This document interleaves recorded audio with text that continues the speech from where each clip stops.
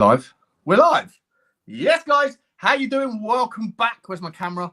To the Spurs Talk Show and, of course, Football Inc. and, of course, Twitter. Spurs Talk Show on Twitter.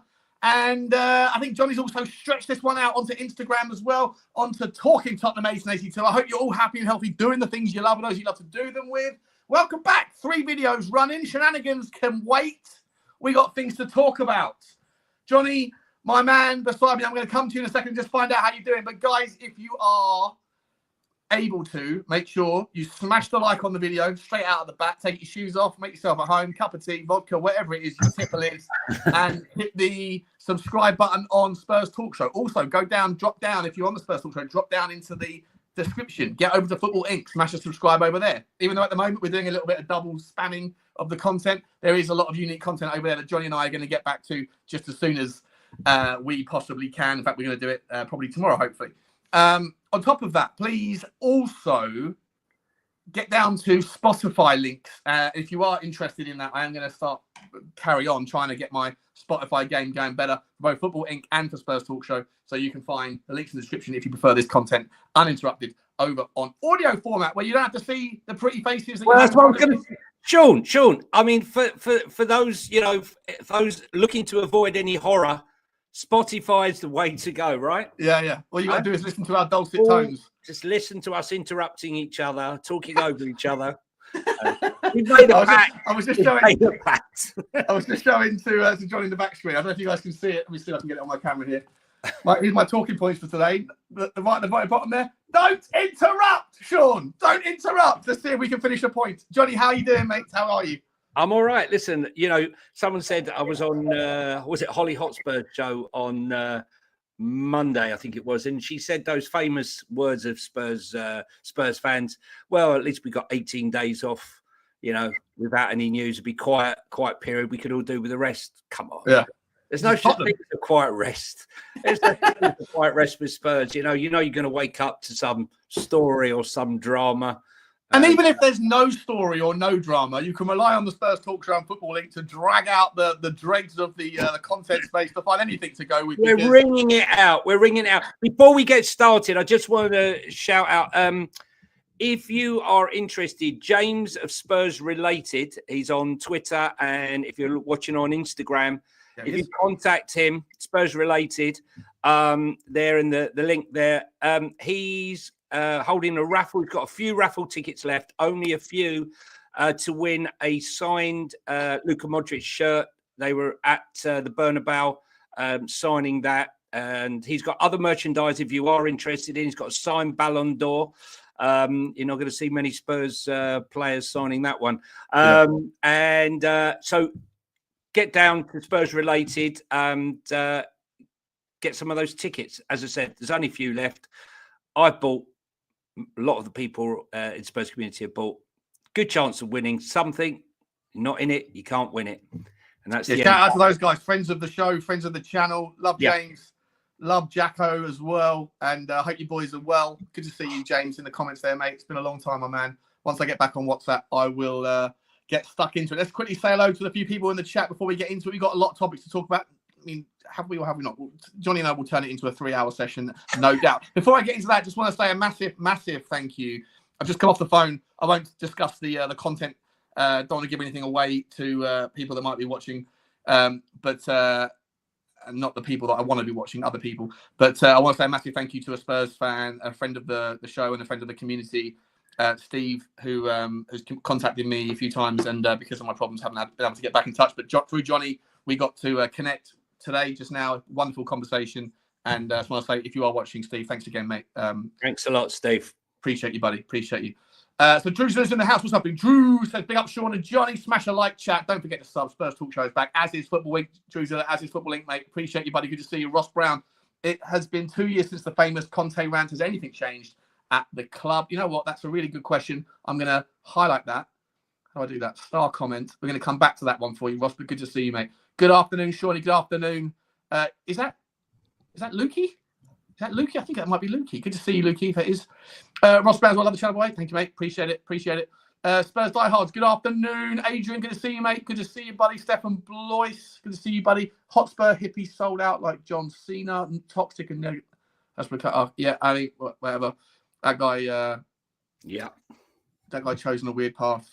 Peace and love, bro. By the way, you're all the balloons. There's your balloons. There's your it's balloons. Party time. Whatever, man. Let them be how they want to be. James is in the house. Good to see you, James. Lukey's in the house as well. Kev G here. Good to see you, buddy. Darren Johnson. Greetings, welcome back, Sean. Hi, Johnny. Thank you, mate. Hi, Darren. Good as elusive right foot. Good to see you, mate. Good afternoon, gents and chat. Henry Wright. The elusive Henry Wright. Good to see you, mate. Big up, Henry. Hello, Sean. Big up, Johnny. Sean, been trying to get hold of you last couple of weeks. Give me a call later on, mate. Do you know what, mate? I'm guessing it's because of your stag do. Like, I paid the deposit and then I obviously had to drop out of WhatsApp. And I haven't heard from your brother, obviously, because they probably thinks I'm still in the WhatsApp group. But yeah, probably need to chat, mate. Need to chat because I ain't letting a long weekend in wherever we're going. I don't expect to see you for a week after Henry's stag.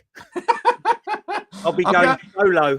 Listen, I might be going out to enemy territory, but the fun and games in wherever we're going is it's right up my straws. You know my lifestyle.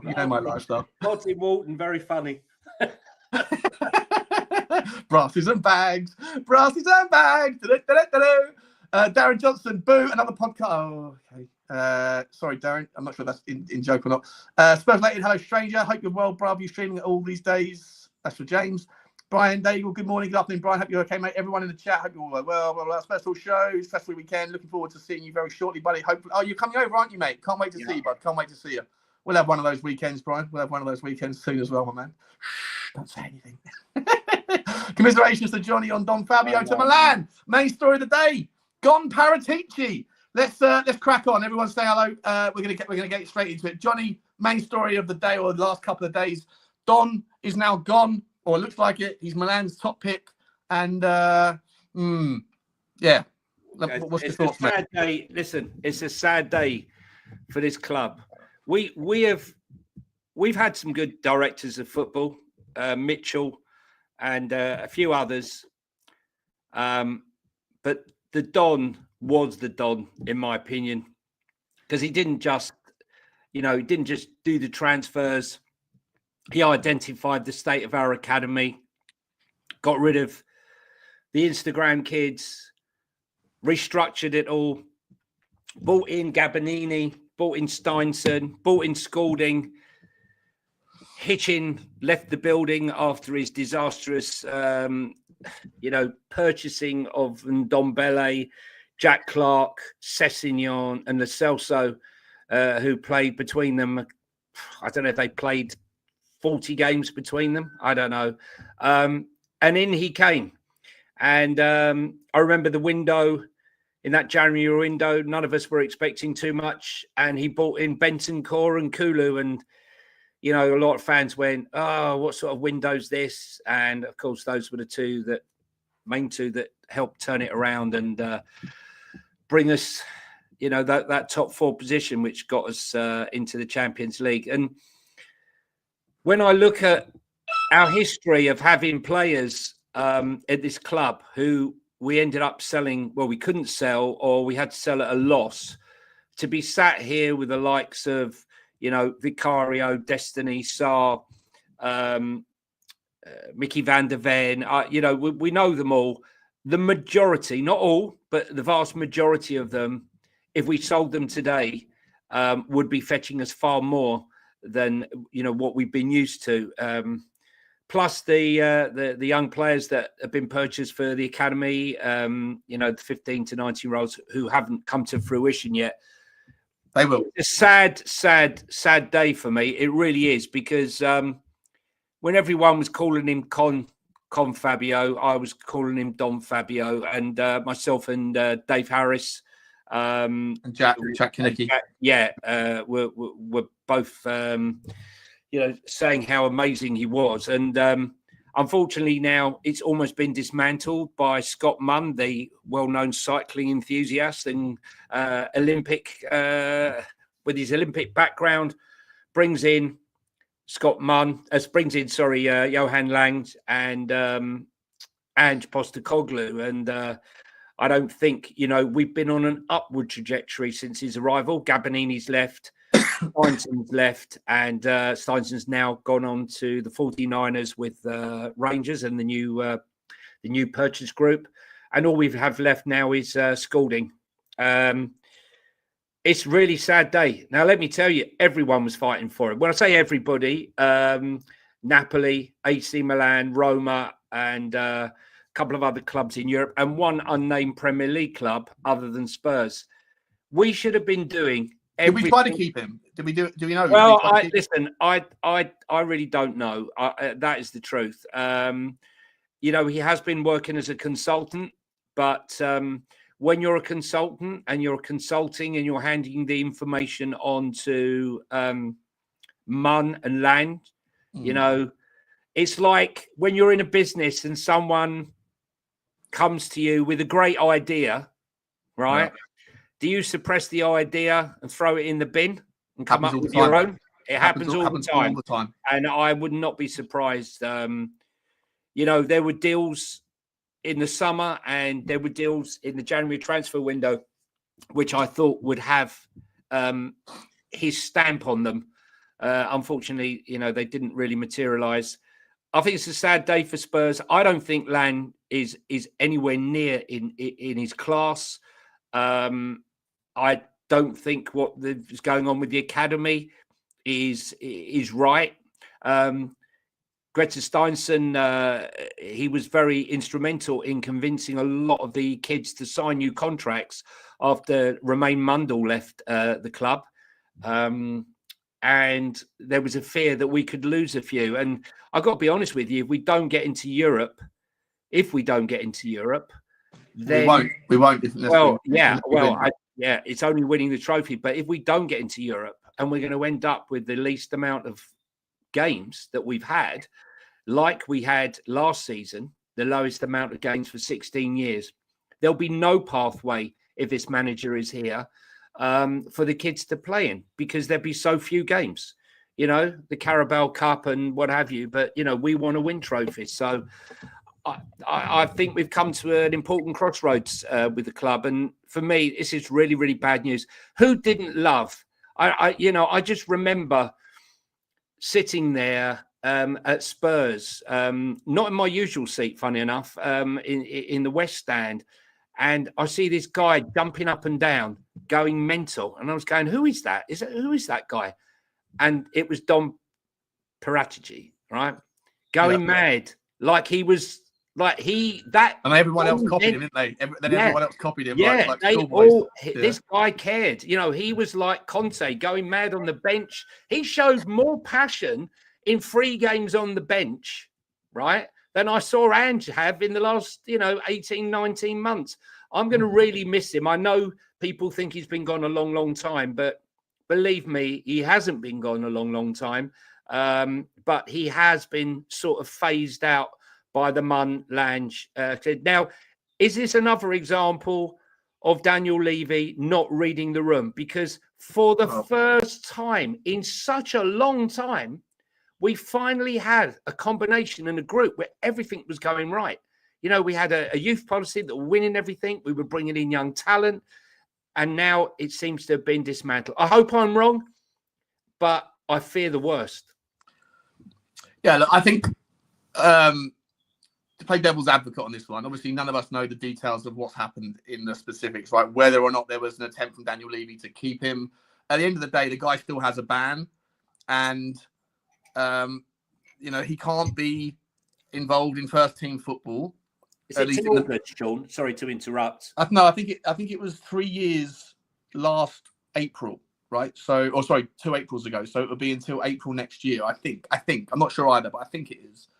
At least that's with English football now and European football. But remember, I think his ban was actually lifted in Italy or rescinded. I can't remember the details, mate, if I'm honest. And I'm working with subpar access, so I don't have the details. Let us know in the comments if someone can dig out the truth there. But I'm pretty sure the ban extended for Tottenham's activities until April of 2026, I think. But my point is, I concur. It's a shame. I think that Tottenham are moving in the right direction in the facets. That there's lots of facets to a football club, and there's lots of things that we had this. I mean, not to harp back on the debate we had the other day about Brighton and everything, but a lot of people give a lot of credit to someone like Bloom or Blenheim at Brentford for being masters of the transfer strategy, masters of of delivering the conveyor belt of talent.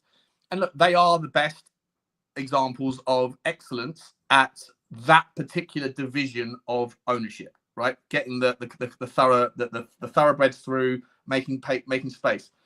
Daniel Levy clearly is at his weakest area of the ownership model, or Tottenham Hotspur's weakest area is transfer, or not spend, but how you spend it. Yeah. And obviously, historically, the youth system and the conveyor belt of talent through that. But Daniel Levy, if Bloom is a master of one aspect, then Daniel Levy is a master of the off-the-pitch revenue generation. And there's lots of facets, lots of categories that the owner and the football club has to participate in.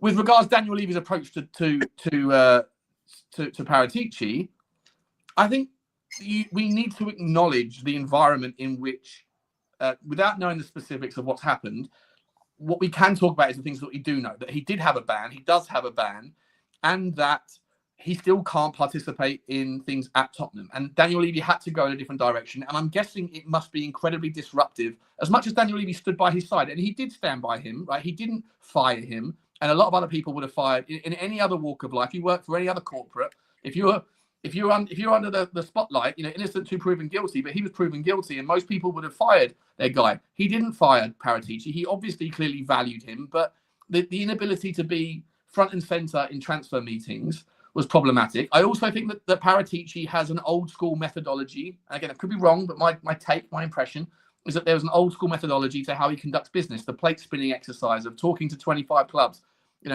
figuring out which ones are viable options, and then eventually, sort of somewhat agreeing on 10 deals just to drop 9 of them. But he had a great track record of finding some talents, but he masters the Italian market. He didn't have too much success in other areas, Johnny. And look, it worked for its time, and I would love to have seen him continue at Tottenham, and I would love to have seen him come back in and bring Gabbanini back, etc. After the fact. But there's this kind of these factors that are influencing the situation here. Is one, you can't stop another club, especially if I'm right in thinking that the ban in Italy was rescinded. You can't stop another club in Italy, and you mentioned like 5 or 6 clubs that were looking at him. Yep. All of them, from what you mentioned in terms of specific names, were Italian clubs, right? And they're all going to sit there and say, well, look, there's a lot of value to Paratici. He's got the pedigree, the history, the archives of knowing the game inside and out in that part of the world. And if those clubs come to him and say, we want you, and you can come back and do a full-time, full gig here, and Daniel Levy says, well, you can't do that here right now. And for what it's worth, I had to go in a different direction because your inability to be in meetings because of your own misdeeds in the past has, kind of disrupted things. Now, just whether or not Scott Munn is the right guy, whether or not Johan Langer is the right guy, is by the by. The reality is that Daniel Levy had to make decisions in that regard. And if someone comes along and says, you can come back and work for us at Milan, Paratici, probably respects the loyalty shown by Daniel Levy, but ultimately he's got to make a decision. And we don't know whether Daniel Levy did or didn't try and fight for him to stay. But ultimately, like I say, the combination of effects here, I don't think this is something that you can blame Daniel Levy on. I think you can be frustrated with the environment, but you can also just shake hands with the reality that other clubs are going to come in and try and poach a very valuable guy. And we went in a different direction, not in spite of Paratici, but because of the deeds that he was found guilty of in the past. That's his own bed that he's made. He's got a lie in it. And it's a shame for Tottenham, but that's how I see it. Listen, also, Scott Munn has got a vested interest to make sure Johan Lang is a better fit. Yeah? Of course, yeah. And so is Ange. I think that's very much one of the reasons why everyone says about Daniel making the decision. But let's be honest, it's Munn who sold Lang and Ange to Daniel, right? And he's overseeing it. So, he also has a vested interest in, in Paratici, not particularly coming back. Gabbanini wasn't a greater loss, but he was a big loss. We all know he was the Udinese and Watford director of football. He left out of protest because he couldn't believe, Gabby, that after all he'd done for the club, he wasn't going to get the job. Lange was demoted. Let's get it right. Lange was demoted to the kids at Villa, right? He was undermined to the point because Monchi wanted to bring in his own people. I understand. Yeah, I understand that, but there was a reason for it. They forced him into a position where you're not going to be insignificant. The other thing is about Don. There's many ways to circumvent getting in a meeting, Sean. Come on, mate. We know that. There's Skype. There's we don't have Skype anymore. There's FaceTime. There's a whole heap of methods of attending meetings without being in a meeting. Come on, we know that, and it's been going on. And he's been advising the club. I know he's been advising the club. I know he's been advising the club. We know that. But when people thought he was gone, disruptive if you can't be front and center of the. You don't need to be front and center because you can be in a meeting.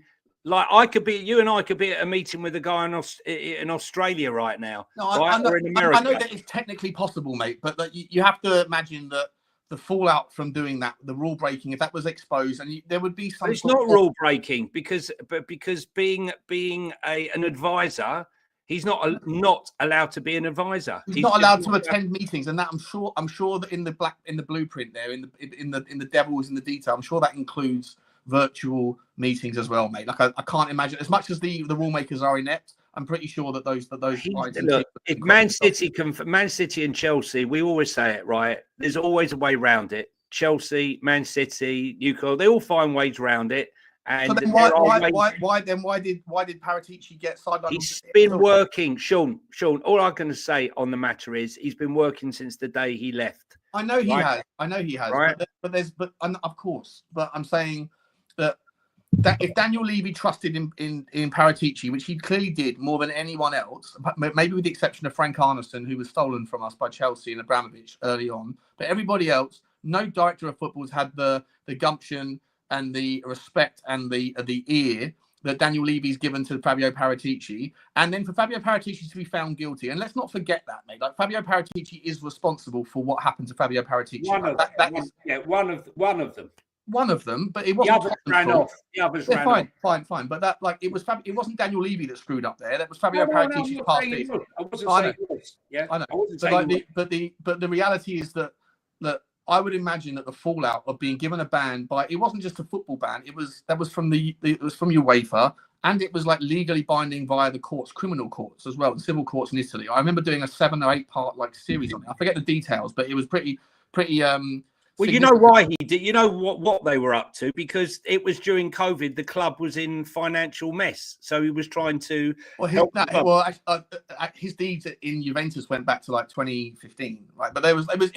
Listen, we won't hark over bring up old news, but the reality for me is that I think it was difficult for Daniel Levy. It wasn't personal gain. My point was, it was for gain of the club, not personal gain. This wasn't someone who was doing deals and pocketing loads of money for himself. I understand. I'm just saying it was the greater good for the club and the position the club found himself in. So there needs to be conflict to it. But listen, look, the ship has sailed, and we've got Johan Lang. And look, the thing is, when I look at the signings of Brennan Johnson at 47 million, and I ask myself, would you ever get your 47 million pound back? Answer, no. I look at Dragusin currently, would you get your money back for him? No. Solanke, will you get your money back for him now? No. I'm going to give him a credit. I think you could. Dominic Solanke, I think you could and would. What, 65 million? No, I wouldn't. I think you could. I think so. Not at his age. He's 27, isn't he? I think that Dominic Solanke is. I wouldn't want to sell Solanke. It would never happen. I wouldn't want to sell Solanke even if you could. I think he's been excellent. I would give him the credit. Archie Gray, time we finishes 45 million. So, eventually he will recoup that money. I've got no doubt. And the best one, obviously, is Lucas Bergvall, who, 8 million is, I would give him as a masterstroke. But where I will agree with you, Johnny, and it's interesting you mentioned about the Olympic pedigree of Scott Munn. When I look at the Olympic rings, like the rings or donuts, you can see 5 donuts on in the symbol, five rings, and it kind of rings true with with Scott Munn. You know, like he's employed 3 of the 5 donuts. We've got 2 more employments to come to round off the Olympic logo. And the rings also ring true because we seem to go round and round in circles, rehashing the same mistakes every single time of buying players that are, you know, overpaying for players that are somewhat necessary but not good enough. I don't include Dominic Solanke in that bracket, but 12 million for Papa Sarr, right? Value. 15 million for Destiny, value. You know, value. 4 million for Romero, value. Value. Vicario, good value. 20 million. You know, I could go on. Yes, he's made mistakes. Brian Gill was a mistake. Richarlison is looking like a mistake. Well, you know, we made money on Steven Bergwijn, believe it or not. I can't. Yeah. So, but what I'm saying is, you know, and he was the guy. I remember everyone saying to me, "Yeah, he's the same guy that bought in that bloody Nuno. No clue, Nuno. What good was he? Right? Well, you know." He's done all right. I mean, when he came to Spurs, the only place he wasn't. No, he was told. By the way, Martin, for FYI, right? That was the player that our beloved Ange wanted more than any. And it's interesting to see that. You know, we talk about Daniel not paying the money. Brentford had agreed a deal of £35 million with Forest. But he didn't want to go, and Spurs ended up having to pay 47 million. So, yeah, what are you talking about? Sean Daniel. I mentioned that in my video last night. Yeah, we know about it. 5 of the 50, mate. It's great. You know, it's sensational. You know, and it's not the best 50 youth players, by the way. It's just for clarity's sake, it's the ones with the most potential. But I got absolutely but that whole youth revolution started with Paratici. That was that's the legacy that Paratici is going to leave. Is that he was the guy who spoke to Daniel Levy, as I mentioned a minute ago, and the only director of football that Daniel Levy's gone. Okay, I'll leave you in charge of rebranding, rebuilding, restructuring the entire. That started with him. And look, and Langer came in and has identified some good players for sure. Question marks are out there. Question marks obviously around Scott Munn's influence, Scott Munn's intentions, Scott Munn's value, because we don't see or hear anything from him. We are where we are. Paratici is going. My point on this is that I agree with you and concur and share your sadness that a really good part of Tottenham's frustrating last 5 years has left or is going to leave the club permanently to return to his roots. But my point on this matter is that if this will be spun, not by you, Johnny, but by others, that this is a faux pas of epic proportions by Daniel Levy, I would argue that A, you can't stop people's interest. B, Fabio Paratici may have wanted to go back to Italy. I'm pretty sure that C, Italy, the rules do not quite align with regard to his ban there as they do with regards to Tottenham and European football. D, Milan is a brilliant, one of the biggest clubs in world football. And you know, like his value is in Italian more than, I'm not saying he's absent value in other areas of the game, but his value is in that regard. And for what it's worth, Daniel Levy looked at, just to hark back a little bit on the conversation from the night before last, where we were talking about the value of Steve Bloom and this data-driven model of identifying the best talents. And we know there's no secrets in football, but Daniel Levy, not only has he recently shown obviously a willingness to support Paratici in his efforts to rebuild the youth, but he's also obviously seen the value in data-based, analytical-based reporting and evidence-based reporting, and has gone down that path, of which I'm not sure, and you can fill me in if you are, but I would argue that Fabio Paratici is a little bit more old school, relationship-based, and basically, you know, who you know, not what you know kind of vibe with his scouting, reporting, and offering up of ideas.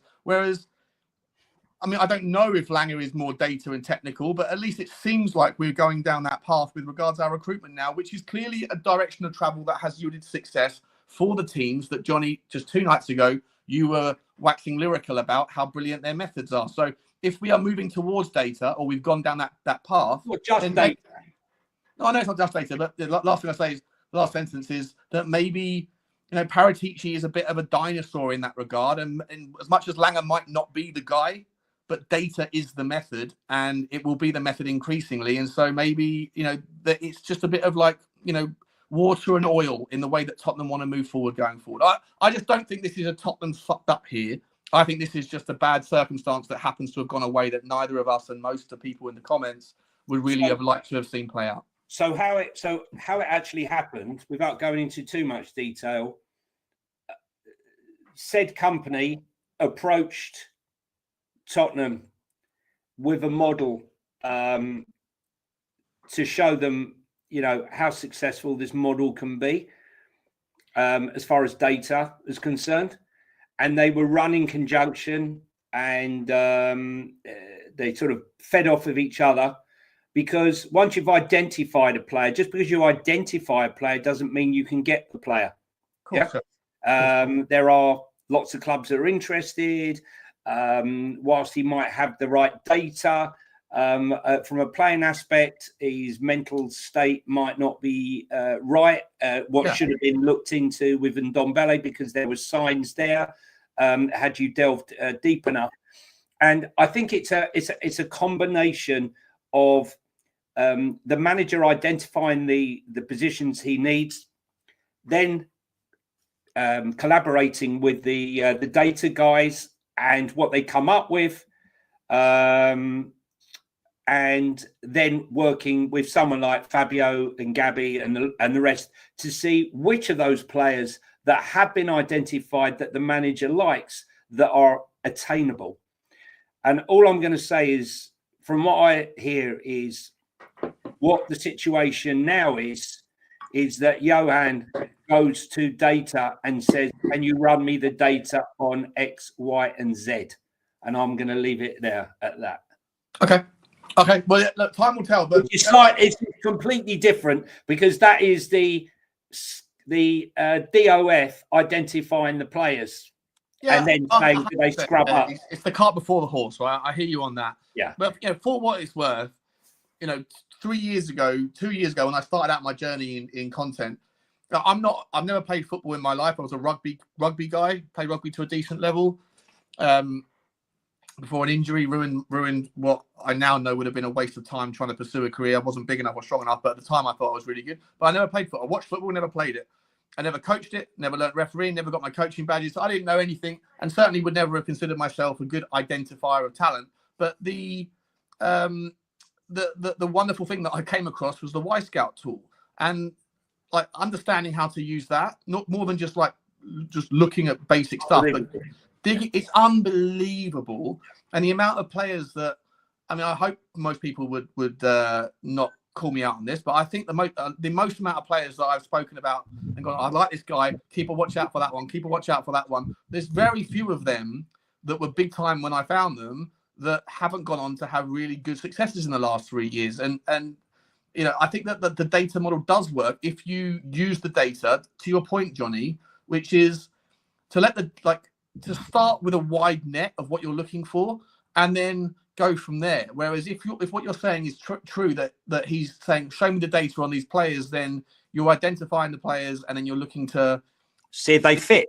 It's the tail wagging the dog, right? And that's a stupid way of doing it. And if what you're saying is true, then that's a concern. But I would hope, mate, that that's not the case, because these guys are paid a lot of money, and their entire job is to do this. Well, they're still doing data, Sean. They're still doing data, but it's just in a different way. Well, just to emphasise what you were saying about the Y Scout, that's just one tool, by the way. And these guys have access to much more complex, much more convoluted, and dozens of them. I remember before we signed a certain Pedro Porro, when we were linked to Pedro Porro. At the beginning of that January, I came out, but when you looked at the data and you looked at the Y Scout, you could clearly see that he was no right back. That ultimately, in my opinion, and I still stand by that, is that he is a right winger, right?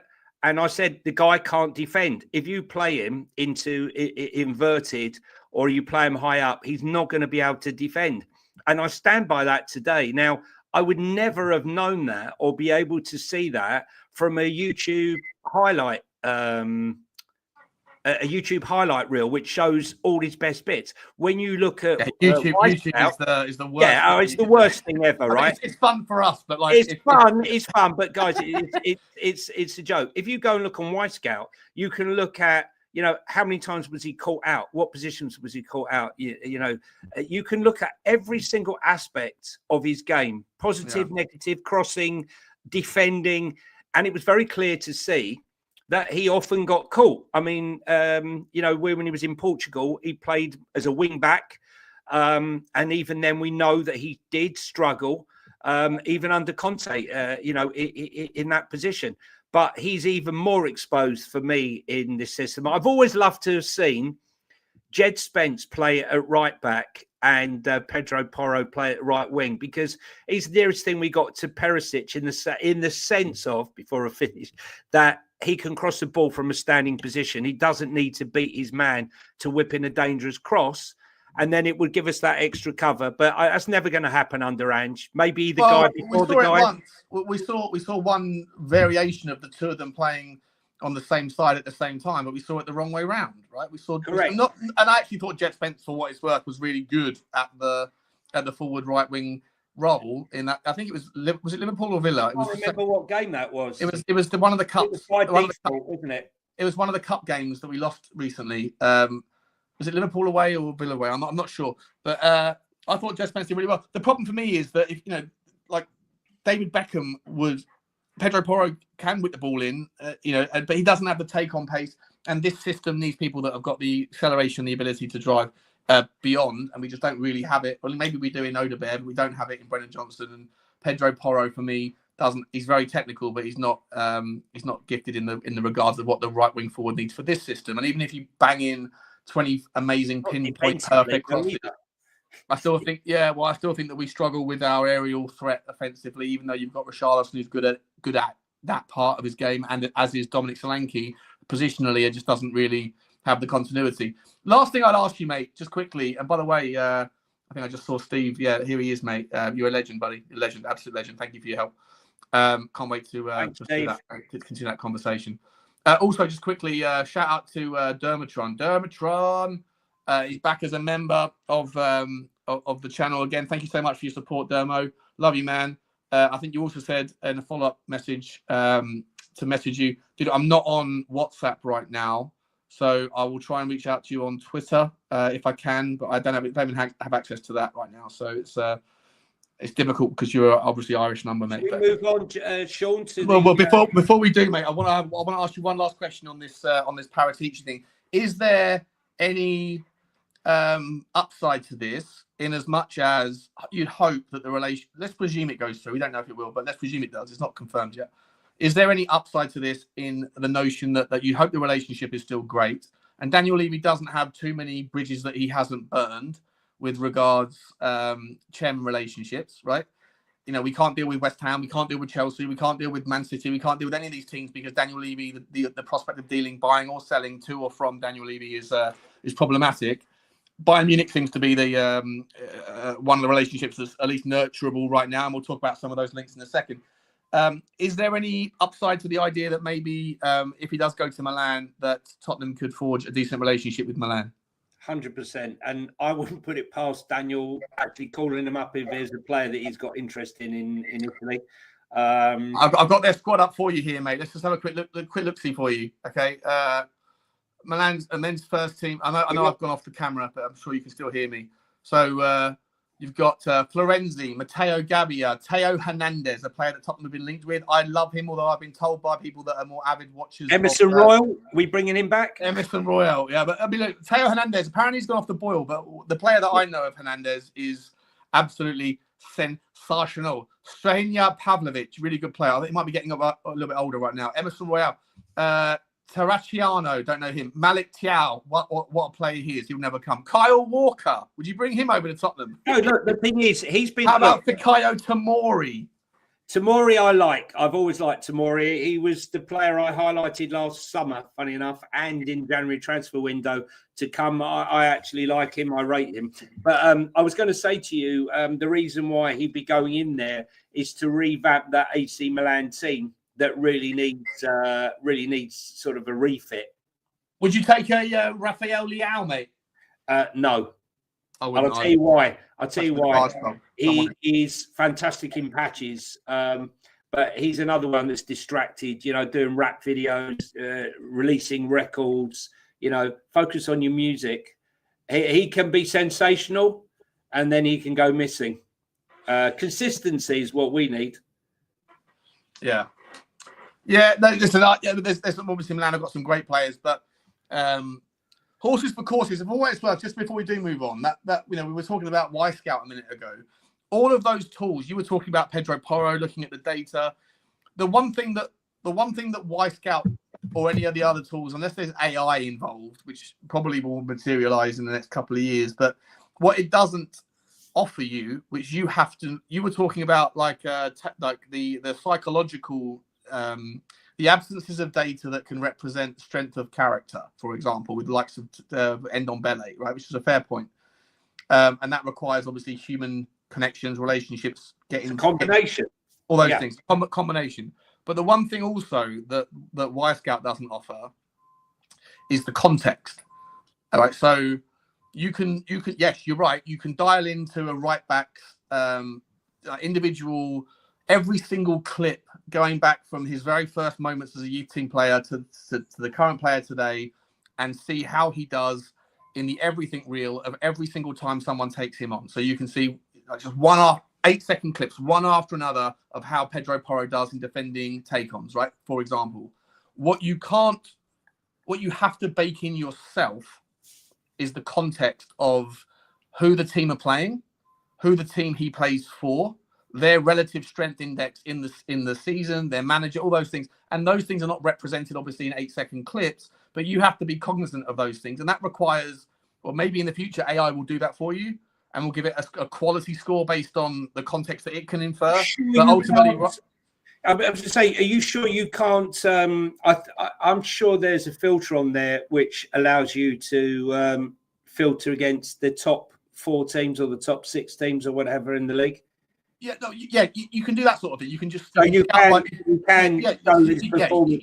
can filter those things by saying, "Don't show me 4,000 examples." Just you want to scroll it down. If you add the correct filters to Y Scout, but you still have to bake in like, it was. So I'm looking at just Pedro Porro's take on defense attempts against the top 4 teams in Portugal or the Champions League. Yes, you can filter all that stuff out, but so you'll then rather than seeing 4,000 examples, you might only see 200. But you're still going to have to, if you really want to make the value absolutely optimized, you're still going to have to, with a human brain, know the context of when it was that they played those games in 2017. What was the situation at the time? Was he happy? Was he on the comeback from an injury? That context, you're talking about. It doesn't just lay it out. I said that right from the go. You still need to add your own value. That's where having the right human resources,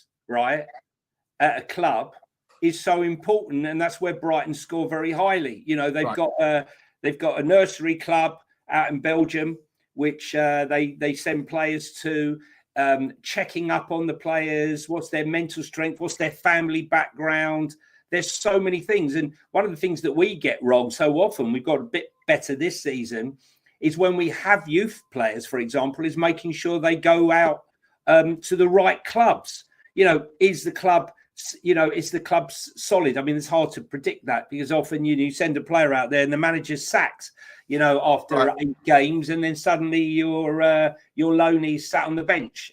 So anyway, let's move on from that now because we've done an hour on that. Should we talk about Pochettino? Should we talk about Pochettino's massive back to Spurs, because he looks like he's desperate to come back to Spurs, and what better way to do that than to play Panama at home and lose? Yeah, fill us in, mate. What happened there? Oh, they lost to a very, very late goal to a Panama team. I think they had something like 12 or 13 shots on target, the USA. Panama had 1 shot on target, and that was the goal, I think, in the 97th minute. It was quarterfinals, or sorry, the semi-finals of, I can't remember the name of the cup. So it was a bit of a humiliating defeat. So it was quite interesting, actually. What cup are they in? It's I can't remember the name. Is it a Nations League equivalent? It's an American sort of cup. The CONCACAF. The CONCACAF. It could be. So let me ask you a question without Googling it, guys. Without Googling it, and Sean, give me a guess. What rank do you think Panama are in the world? Ooh. 85th. Yeah, I thought around about 100, right? How many nations are there in the world? 200 and something or other. Okay, go on then. And what are they? Actually, let's see. I know the answer, right? So let's see. Have a guess, guys. In the numbers, what rank do you think Panama are in the world rankings that America lost to last night? There you go. Let's have a look. See what we got here. We've got. It was the Gold Cup according to Louise. The Gold Cup. Okay. We got Louise, and then CONCACAF according to Martin Walton. Okay. USA fans criticising Poch already. That's just natural human nature. So what rank do you think Panama are?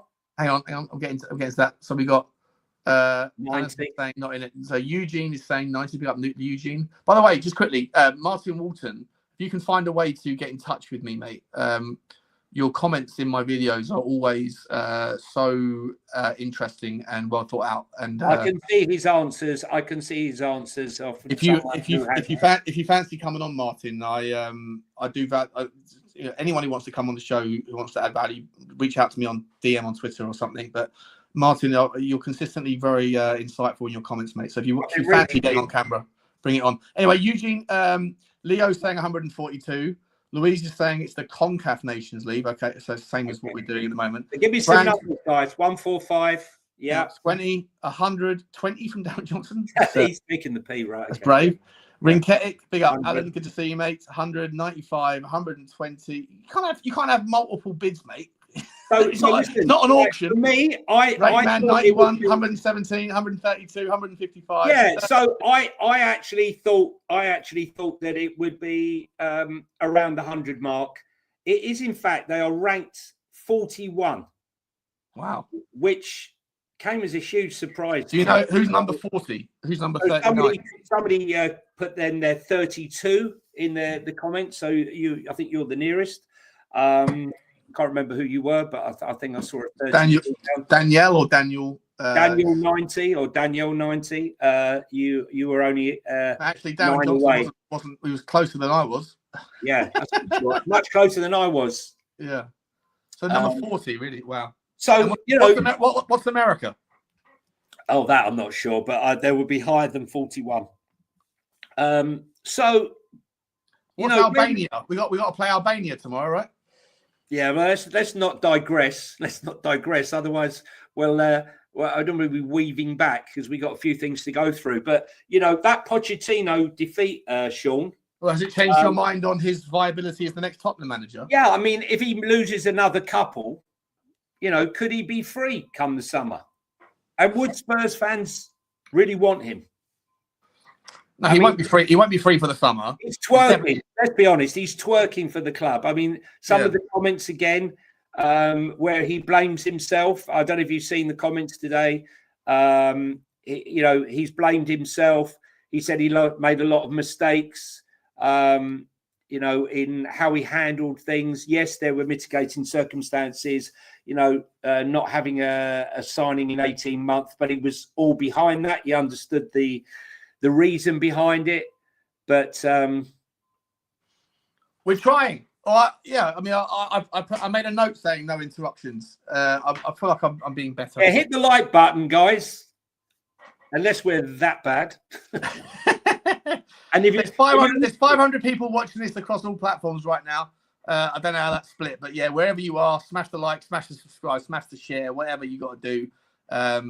It is a Friday on an international break, so I'm not expecting big numbers, but any support you can give. And like I say, guys, the most important thing, look, I've still got my name as the owner of Football Inc. That was just the setup curse, but it's going to be Johnny's owner. It's going to be Johnny's channel, and I'm going to help him out So make sure you get over there and spend some time on Football Inc. Get the watch hours up and smash the subscribe over there. There's good content to come. Johnny, in terms of Pochettino, mate. Yeah. By the way, also just get over to to put your. Let me get rid of that for a second. Get over to Talking Tottenham 1882 and Johnny H3232 on Twitter, and make sure you show some love for Johnny. With regards to Pochettino, mate, look, I don't know how many training sessions he's had, but I have absolutely no interest in allowing his USA experience, whether it's a complete success or a complete shit show, to dent my intentions to want to see him back at Tottenham. I think he's unfinished business. He's definitely twerking for Tottenham, and I see a lot of people. I saw Holly and another lad whose name Sonny it was. Who was on TalkSport a couple of days ago with Mr. Majestic. Yeah. And it was great. It was great. Really nice to watch the show. I haven't seen the show before, and I will definitely be watching it in the future. But both of them were saying, or all three of them, I think, were saying or nodding in agreement with Sonny's point that, for Pochettino to come back, we need new owners. And I don't know if that's like their opinion based on the fact that there's a presumption there's a bad relationship there. So I don't think there is. I think that it's clear that they still text, communicate. And maybe they're saying it from a case of, well, if you're going to come back, you're going to be a lapdog again for Daniel Levy like you, quote unquote, were last time. I'm not sure that's true either. I think that is... I think that Daniel Levy enjoyed working with Poch. Why wouldn't he have done? And I think that the situation with regards to finances is different this time. It's different right now. We spoke about this a couple of nights ago. I think there's a perfect storm brewing where the opportunity is going to be significant, especially if we win the Europa League. Imagine the amount of revenue. When you compare and contrast, Arsenal will probably make 100 million euros out of the Champions League. Liverpool already have made 100 million euros out of the Champions League. Tottenham have an absolute cash cow in the stadium to the point where you don't really need European football to still be able to have healthy budgets. You have a maturing squad. You don't have the deadwood. If you happen to win the Europa League and get into the Champions League again, you could be talking about £200 million transfer budgets in the summer when you only need 4 or 5 players. You don't need 15 players because the deadwood thing's gone, right? So, to me, Pochettino with a healthy budget can come in, develop the youth that has already gone through a wonderful learning experience over the last, 18 months under Ange, ridden through that storm. They're better for the experience. Then you can move on some of the older heads. The older heads you don't need anymore. Basumers. We're going to talk about Bentancur in a second. Maybe Sonny's. That sort of ilk. Richarlison, etc. And you sprinkle in some stardust at 60, 65, 70 million pound ahead for 4 players, and you've got a squad then that has everything it needs. No excuses to go on and do wonderful things next year and the year after. And for me, the perfect man to come back and to be a part of that story is Pochettino. Here. I mean, listen, look, I haven't felt the love, that I felt since he was here. The last time I cried at a football game was the Man United game, last game at White Hart Lane. Because it had memories of me being there as a kid and the nights under the lights at the Lane. But I know we didn't win it, but how special, memories is about winning stuff. And I know we haven't won stuff, but the memory of the last game at the Lane and that memory of that magic moment with Mora, was special. But we had great football, and I know we didn't win anything, but we were competitive. Third, fourth, third. We were there. We were competing. We were in Champions League. I enjoyed my football. I haven't enjoyed my football for such a long time now. Yes, those first 10 games under Ange, but since November the 5th, 2023, we've lost 35 games. 35 games. Crazy. Too much to lose. Too much. And I know people say never go back to your old girlfriends or your own boyfriends or what have you. It never work again. But mate, some of the best sex I've ever had in my life was with ex-girlfriends. Actually, mainly brasses first. Then listen, hang on a minute. You told me you were only going to put that on your OnlyFans channel. I can't believe you're spreading it on here. So listen, Monty Malone's got the OnlyFans channel. I'm a subscriber to her action. So can we do a poll here? So can we have 1 for Poch in and 0 for no Poch or Poch out, not to come? Yeah. So 1 or 0. Well, but in, like as with the context being as the next manager. Yes. As in, like, find a way to get it done this summer, pay whatever you've got to pay and get it in. Or even if you have to wait. And what does that look like? I'm not sure. But 1's for Poch in, 0's for not as the next manager of Tottenham Hotspur. So I'm Poch in. I'm going to hit the 1. I don't know. Personally, I don't think it's achievable, but I'll still hit the 1 for me. It'll be a 1 for me. Berbatov's halftime smoke. Is that Kulu's elusive right foot changing his name? I hope. Yeah, so. it could be. He's brilliant. He's brilliant. With his names. Listen, there's no wrong or right answer. It's all about how you feel. Yeah. Okay. Mainly 1s. Everyone wants a bit of Poch. Yeah. Mainly 1s. For those of you that are saying 0, can you let us know why? Give us a no why. So Ed, give us a no why. Buller, Daniel, Dermatron, Dermatron. Dermatron.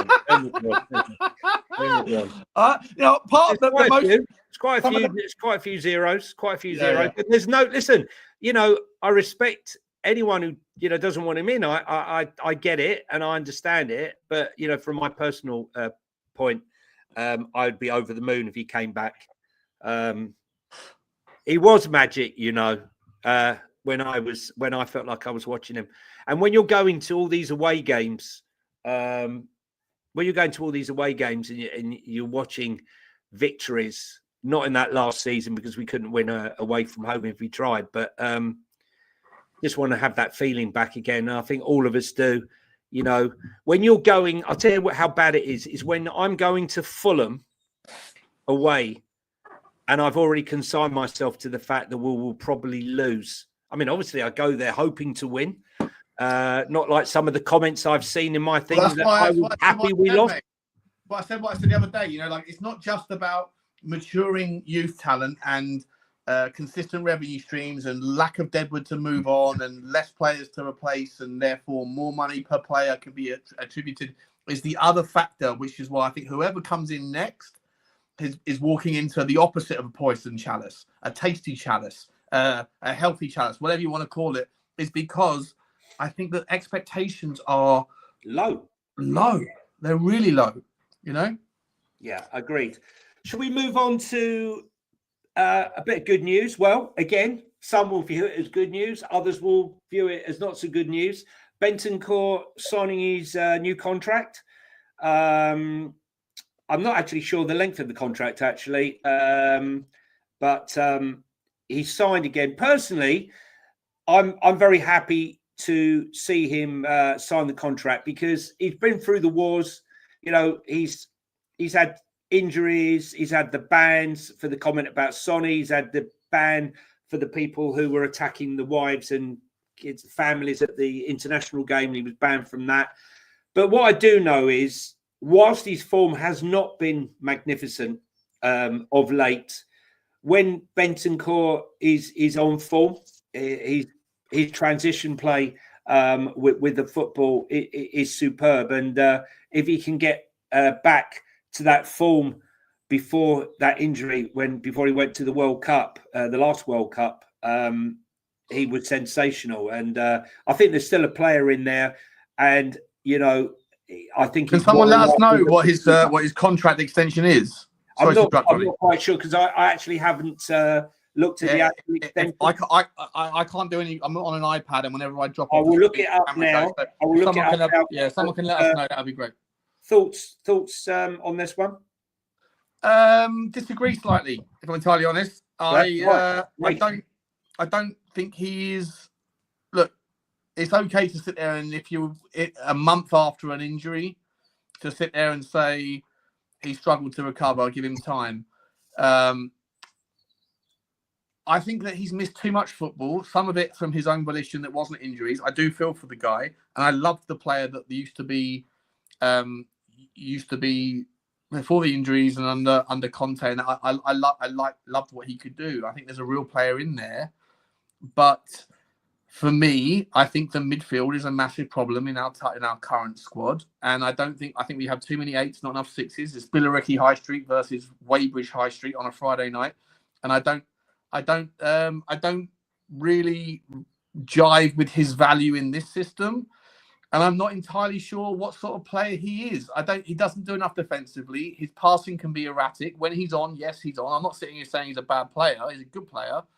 But I think that this defense of his poor performances, his inconsistency, that he's still he's recovering from his injury. That was a long time ago, and I think that missing 7 games through a cheeky, silly throwaway comment that hurt us this year, and I'm not going to just put that as a by the by. And if I'm entirely honest, I wouldn't be remiss. It would be remiss of me to not sit here and say I'm very, very open-minded I was very open-minded to the idea of moving on Bissouma. I think his time at Tottenham is cooked and done. I think he's been a massive disappointment. But I would also make the argument that Bentancur, we're talking about the last couple of years, the last 3-4 years that we've had a regression at Tottenham. I think if you take that, and I think we can all agree that since the Champions League final, it's been a massive regression at Tottenham, then you have to zoom into the players and go, well, who have been players that have also regressed of late from what they used to be? And I think Bentancur is one of them. And for me, I would say that I would be, look, if it has to be one of Bissouma or Bentancur that makes way for a proper 6 to make room in the squad, I'm fine with it being Bissouma. I would much rather that. But you need a squad. You need a squad, don't you? Yeah, of course. But just on that basis, I would much rather see both of them be moved on. Well, I'd much rather see both of them. I'd rather see Tottenham go and get a proper monster 6, and I'd much rather build our variety of 8s around Bergval, however you want to say it, Pape Sarr, and maybe Kulusevski if he wants to play in that role, or listen, I think we have a mishmash, a pish-posh, nonsense amount of midfielders that they're not clearly defined what their roles are. I think you can tell from the amount of variation. We talk about, managers. Do you know how many it is, Sean? Do you know how many variations? We have so many iterations. I don't know what the number is, but we have. You tell me in a second. Yeah. How much? No, I don't know what channel I was on. I don't know if it was. I feel like I heard it. I feel like I heard Irish Hotspur say it. I feel like I heard Irish Hotspur. 100 and something different iterations of a midfield, right? It's ridiculous. It's ridiculous. The one area of your team that if you're going midfield, defense wins you games, goals when you price. I've heard all of the analogies, and I haven't mentioned any of them correctly there, but I've heard all the ideologies. But for me, most battles are won in the midfield. And if you don't even know what your best midfield is because Ange doesn't know or doesn't think he needs a 6, and that everyone can be a bit of everything, I'm sorry, it can't be. At least of all in a system that has so much specificity in the framework, and then abdicates the responsibility to how that looks over to the players, when none of them really want to be. I said this the other day, mate. Last thing I'll say quickly. I said this the other day when I was watching. The last game I watched closely was it was after Aston Villa. It was maybe it was the first leg of Alkmaar, or it was one of the other games before Fulham, before the second leg. And I remember making a video about it, saying, "I'm sorry, but it's all very well these midfielders that are looking as soon as we win the ball back, as soon as the goalkeeper gets it, to pounce and pivot and move and get back into that to the transition. But you have to win the ball back first, and that's the first part. Cart and the horse, chicken and the egg." And I saw so many occasions of Bentancur abdicating his positional responsibility defensively whilst we hadn't won the ball back, presuming that someone else was going to do it, and then starting I got screenshots of it, of him starting his transitional approach. And I was like, you've got to win the ball back first, mate. And if it's not you, you're expecting someone else to do it. And we don't have anyone that's going to do that because we haven't got a 6, which I'm not blaming Bentancur for. I blame Ange for. But Bentancur, for me, is not a clearly defined midfielder in his role in this system. And I don't think he will have a specific role in the next system either, presuming that we still stick to something like a similar framework. So for me, I'm okay with him staying if Bissouma's out, but for me, I'd rather get both of them out the door. For me, this system exposes everyone. Defenders, wing-backs, midfielders.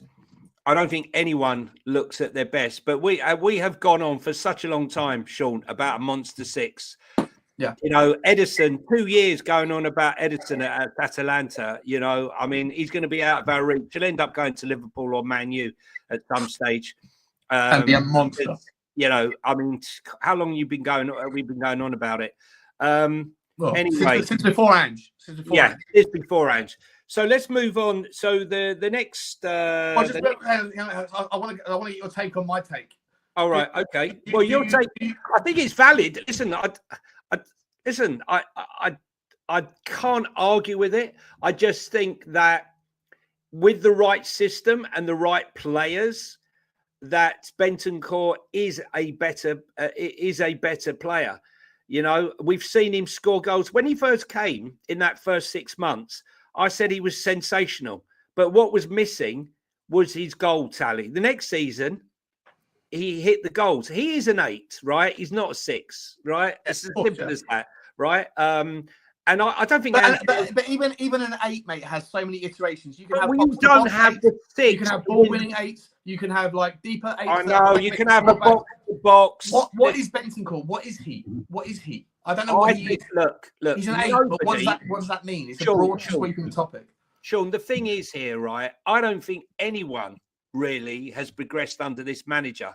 Yes, the kids have progressed because that's their natural progression for someone like Archie Gray and Bergvall to progress because of their natural God-given talent, right? But I haven't seen so much progression in players. We've seen progression in Kulu. Why? Because he's been moved into the position he stated he wants to play in. Yeah. But I think, like we said before, Ange is the guy before the guy, and I think in a more balanced system, which I don't believe this system is balanced.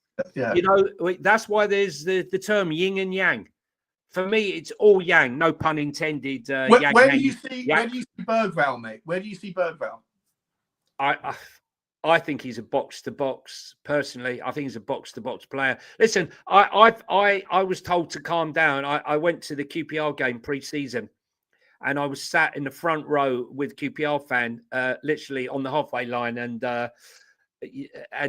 you know, not the greatest perspective, but I was so up close and personal with it. And I kept going on to this QPR fan, and he was going to me, Johnny, you got to calm down, mate. Right, this is QPR. This is my team. We're shit, right? I said, I know, but there's something about him. And then we had the game, was it Turkey, Galatasaray, where he got bossed about. I think, was it Galatasaray? Yeah. And he didn't, you know, and I had people come back at me saying, oh, he's nowhere near ready. He needs a loan and all the rest of it. I just thought it was a bad game. That was the worst team selection, though. I know. That game was just appalling managerial fantastic insight. In the air. This kid, you know, 6'2", he's got the physicality. Mate. He's great in the air, right? I hate being someone who says, like, I called this. I hate doing it because it's like, you know, the people either know it or they don't. But like the first time I saw him, I said, I said that we are Tottenham TV. I want Ben and Sim. If they're watching, if they see this Ben and Sim, you verify this. I said the first time I saw him, I said that guy is going to be a monster in the air. His ability to read the aerial flight defensively is incredible for someone so young. That's not something that you can just have. That's something that you generally learn, right, with the experience of, like, you know, just repetition, when to time the jump. He has that in his instinct, in his DNA, to know when to jump, to meet the ball at his highest point. I know he's tall, but he is... it was so obvious from the first time I saw him. I was like, I don't know what he's going to be as a player, but he's going to be a monster in the air, defensively and offensively. And I'm glad you also think the same. Yeah, you know what he's improved at? The one thing that I thought was wrong with his game, and it happens a lot, obviously, with younger players, was the needless runs that he was making to close down, you know, chase, a bit like the dog who chases the ball. You know, wherever you kick the ball, the dog's chasing. Yeah, he's much more measured now in when he's closing down, when he's making those runs. Do you see him as a 6 or an 8 though? Because I know Irish Hotspur, Dave and Jack agrees. He could be a 10. He could be a 10, but Jack could be better. Dave says the opposite. Dave, and I love Dave to pieces. And obviously Jack as well. I love both of them. spend more time with Dave, obviously, and I hear his takes on this channel. But his take on Bergvall is that he's better in a 6 because he doesn't think that Bergvall has the creative spot. I disagree with him on it. I think he has got the killer pass. I don't think he's a 10. I'm not sure he's a 6 yet because I don't think he's strong enough. But at the same time, he's put a lot of time and effort in the gym, and he's bulking up, right? So I don't know, mate. But like maybe you have the monster 6 in Bergvall and or Archie Gray. But either way, the reason I asked you about Bergvall is because if we're going to keep Bentancur, if we're going to, clearly we are, then where is he in the stack rank, and where is he in the what role does Bentancur play? Because I'm not sure where Bergvall plays, but I know I want Bergvall in the team ahead of him. We're missing the point here because we have this conversation so many times when we say, well, where's he going to start? He's not going to get any game time. Well, is he going to? There's no such thing as backup. Okay, the word backup should be banned, right? It's a squad-based game. Okay, especially with like us, we have so many injuries. We so many injuries, I think that every player is relevant. Bentancur is relevant. When Bergvall needs a rest, or when he gets injured, or when someone else gets injured, and I think it's the level of depth in our squad that's the important thing. And Bissouma has been the one that's let us down over the last 2 years. I mean, do you remember when you and I were at Luton and that idiot went and dived and got sent off? I mean, we managed to scrape out. I mean, there's so many idiotic moments. Yeah, that was the moment that in that game when I went, oh, hang about, we've got a donut on our hands. He's a complete donut. And you know what, mate? Since then. I'm sure there was examples before, but I wasn't paying attention. When I saw that, I was like, okay. Just like when we went to Nottingham Forest, mate. And I was with Henry that day. We went to Nottingham Forest away, and I spotted Brennan Johnson trotting on the spot. And I was like, oh, okay. That's not going to be caught on camera because the ball's over there, but he's just trotting around doing his thing, like the Shetland pony. And I was like, I'm going to pay attention now to see if that's a theme. And it was. And, ever since I noticed Bissouma's clumsiness and his decision-making being so poor, I was like, let me pay attention from now on. And there's been a never-ending list of examples and anecdotes that I could remock, and I know you can as well. What's that one? What was that one? He's brainless. He hasn't got 2 brain cells between his head. He's a dumb. He's definitely lacking. There was a game where, I can't remember who it is. We're trying to manage the game. Our midfielder's gone off. I can't remember who it was. Has gone off on a yellow card. Bissouma comes on, and his first tackle, he's been given instructions. Someone's given him instructions. He was reading the game, and he gets a yellow card, right? Yeah. I mean, it's like brain. He's given away penalties that were needless. He runs down blind alleys. He's just not the player that I remember. Such a wonderful player. You know what? I'm not even gonna like everybody. Like there's very few topics in the Tottenham YouTube space where you can pivot from like Spurs Talk Show to Irish Hotspur to Tottenham Away to Last Word on Spurs to We Are Tottenham TV. You go to Dermatron. You go to everyone, and there's nobody that is like, why are we signing him? Everybody, no matter what your stance on the owner is, no matter what your stance, your general take on the club is, everybody universally went 20 million for Bissouma. That's amazing business. That is a real player there. And you know what? He's been one of the biggest letdowns because like everybody thought it was good value and a great player. And he obviously Brighton knew something that we didn't. You spoke about it earlier, right? Like knowing the intricacies of not just the technicals, but the mental side of it. And it's something that you can't find in a database. You have to know people. And maybe that's where Paratici's value would have been valued. Sorry, mate, because it's a really interesting topic, this midfield, and I just want to ask you one more question about this. Right, so we spoke about Bergvall, and it's all leading back to Bentancur and where does he fit into the squad? And I take your point about no such thing as backups, you need rotation. What about Pape Sarr? Listen, I without going into again too much detail, he's been playing with an injury, and he's been asked to play. During the period, I'm not going to go into too much more, but like, is he part of the? Needs some context. He needs some context. Is he part of the CAA base crew? I'd just say that All I'll say is that he's had an injury which he's played through with. It happens. But there were moments where he wasn't playing well this season. Where do you put him in the stack rank of the midfielders that we have? I think on his day he's a valuable asset. On his day, I really think he's a terrific player. I mean, he scored some important goals for us this season. His skill set is unique, right? Yeah. There's no one else in our team that you go, oh, Pape Sarr is just like this player. Like, he's unique. Like, I think he's rash. I think his passing is appalling at times. He runs, he covers so much ground, but I think his ability to cover blades of grass, his ability to intercept and anticipate is sensational. He's fantastic in the transition.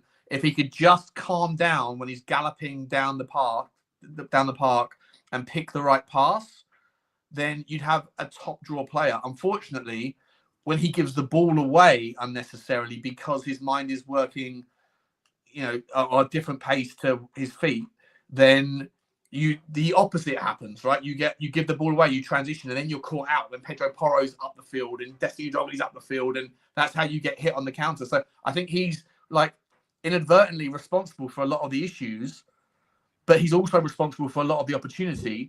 I think he's a really unique player, and I see some important goals. Some important goals he's got. He's got a great shot on him. Not afraid to have a shot.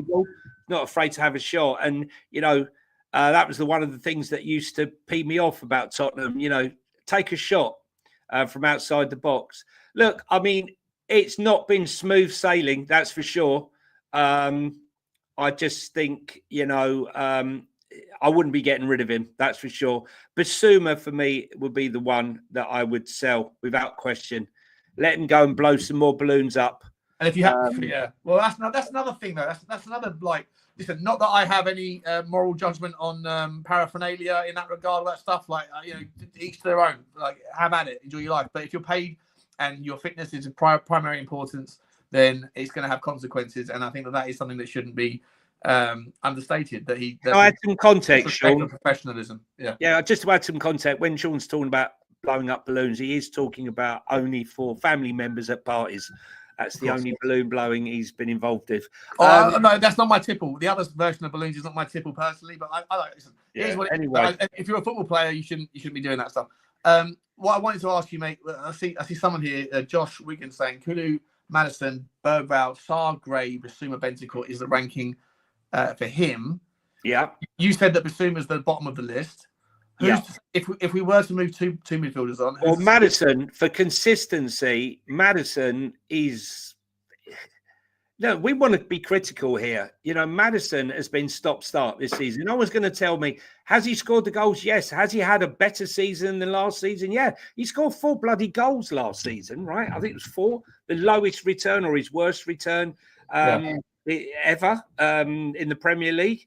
But for me, Bergvall has been just an ever improved. He, to me, in the last few games, looks to be the senior member, leading by example. Oh, future captain for sure, by the way. Yeah, I mean, listen. So for me, right now, I would actually go Kulu, who was until he got exhausted, being overplayed.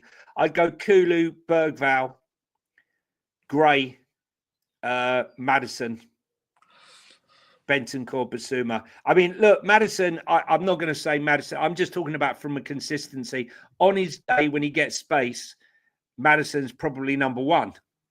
But over the course his output's phenomenal, but his input for me is not enough. Yeah. And he's too busy. Please stop diving, right? Every time someone challenges you. Look at Bergvall, who tries to stand up. I know people will say he died for that penalty at Fulham. I'm telling you, it was a penalty. I was right in front of it, and Sky have done I posted the video, funny enough, and everyone said, "Am I blind?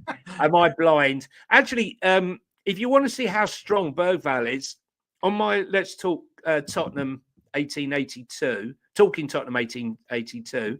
If you go on there, and I pinned at the top, Bergvall doing an exercise where his back of his feet are being held, and he has to dip forward with his legs behind him. And so it's all like core strength and hamstring.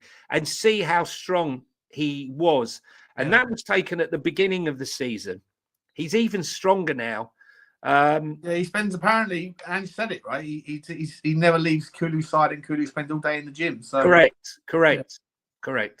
Yeah, sensational stuff. I know you've been trying to move us on, mate, for the last 20 minutes, and I keep bringing us back to midfielders. But let's move on. 1 hour 20. What's the next story for us? So the next is our favourite. Well, one of the favourites, Mr. Comedy himself, Radu Dragusin's agent,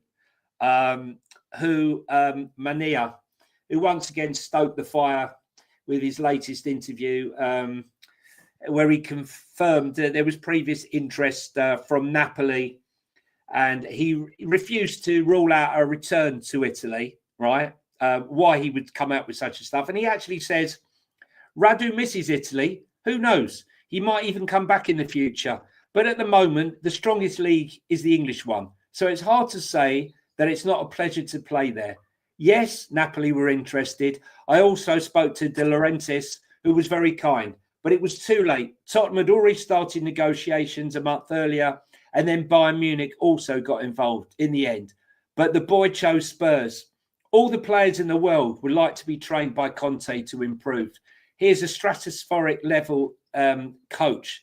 But for now, I can't say anything because Dragusin has a long contract at Spurs. I mean, I can't say anything, right? You just did, right? Yeah. Manier's persistent public remarks have not gone down well with those around Tottenham, including former Spurs scout Brian King, who said when he signed for Spurs, he and his agent knew he wasn't going to be a regular. He was brought in as a squad player. One of the defenders in front of him is a World Cup winner. The other is as quick a defender as you've seen anywhere. Both of them are full internationals. Therefore, Dragusin and his agent would have known he wasn't coming to Tottenham to be a first-choice centre-back. If they don't know that, it was a bad move for the player. I'd imagine the money the agent got and the money the player is on is good. As a result, this angers me because they knew what the situation was when he signed for the club. For now, just get on with the job. Remember what you signed up for. He's a Tottenham player and all to remember who he's representing. And is that Josh? Is that John Wenham? Is it the youth team guy? Josh, hang on. It would tell you. Say Josh King, did I say? Hang on. Where am I? Say. Oh, I can't see it now. I'm sure you said John Wenham. Brian King. Brian King. Brian King was the ex-scout who's always on TalkSport. Yeah. Yeah, I concur. You know, ultimately, though, again, the context is here that this guy doesn't give a shit about Tottenham. He cares about making money for himself and all that, right? So, yes, he's a loudmouth. I wouldn't be surprised if Dragusin is considered to be a permanent, and long-term member of Tottenham squad. Of which, look, he's a good defender. He certainly hasn't had a superb start to his time at Tottenham, but then a lot of that might be down to the system, and under a different system that's more balanced, that has a little bit of a lower lying back line, etc. Maybe he'll have better moments, but I don't think I remember doing the live stream. I think it's still to this day my most watched video or live stream when we signed him, and I was like singing Tottenham are massive everywhere they go. We gazumped Bayern Munich, and it was a wonderful day, but he really hasn't materialized yet to be worth all this hype that his agent has for him. But it might also be, Johnny, that horses for courses, right? Like the Italian system is slower, it's lower, and it's more patient and build up, and he might be fantastic in that regard.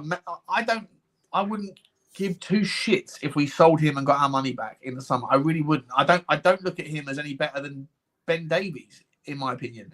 I think in the right system. I mean, look, the thing is, this was Fabio.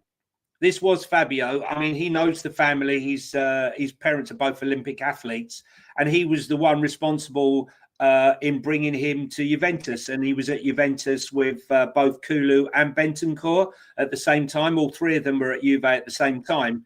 But I do think it's mighty strange that a guy who's played in the back three, the centre of a back three in a sort of a normal standard back system, would be signed for a club that's playing a higher line too. It seems kind of strange to me, but. Was he signed under Conte's reign, or was it under Ange's reign? Ange.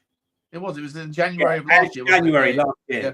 Yeah, weird one. Again, just like, that harks back to the kind of like, is it a club signing? Is it a manager signing? I think that one is obviously you're getting hold of a player that. This is part of the problem with going youth centric. You're not going to get them all right. Some of these players are just not going to necessarily transition to the league.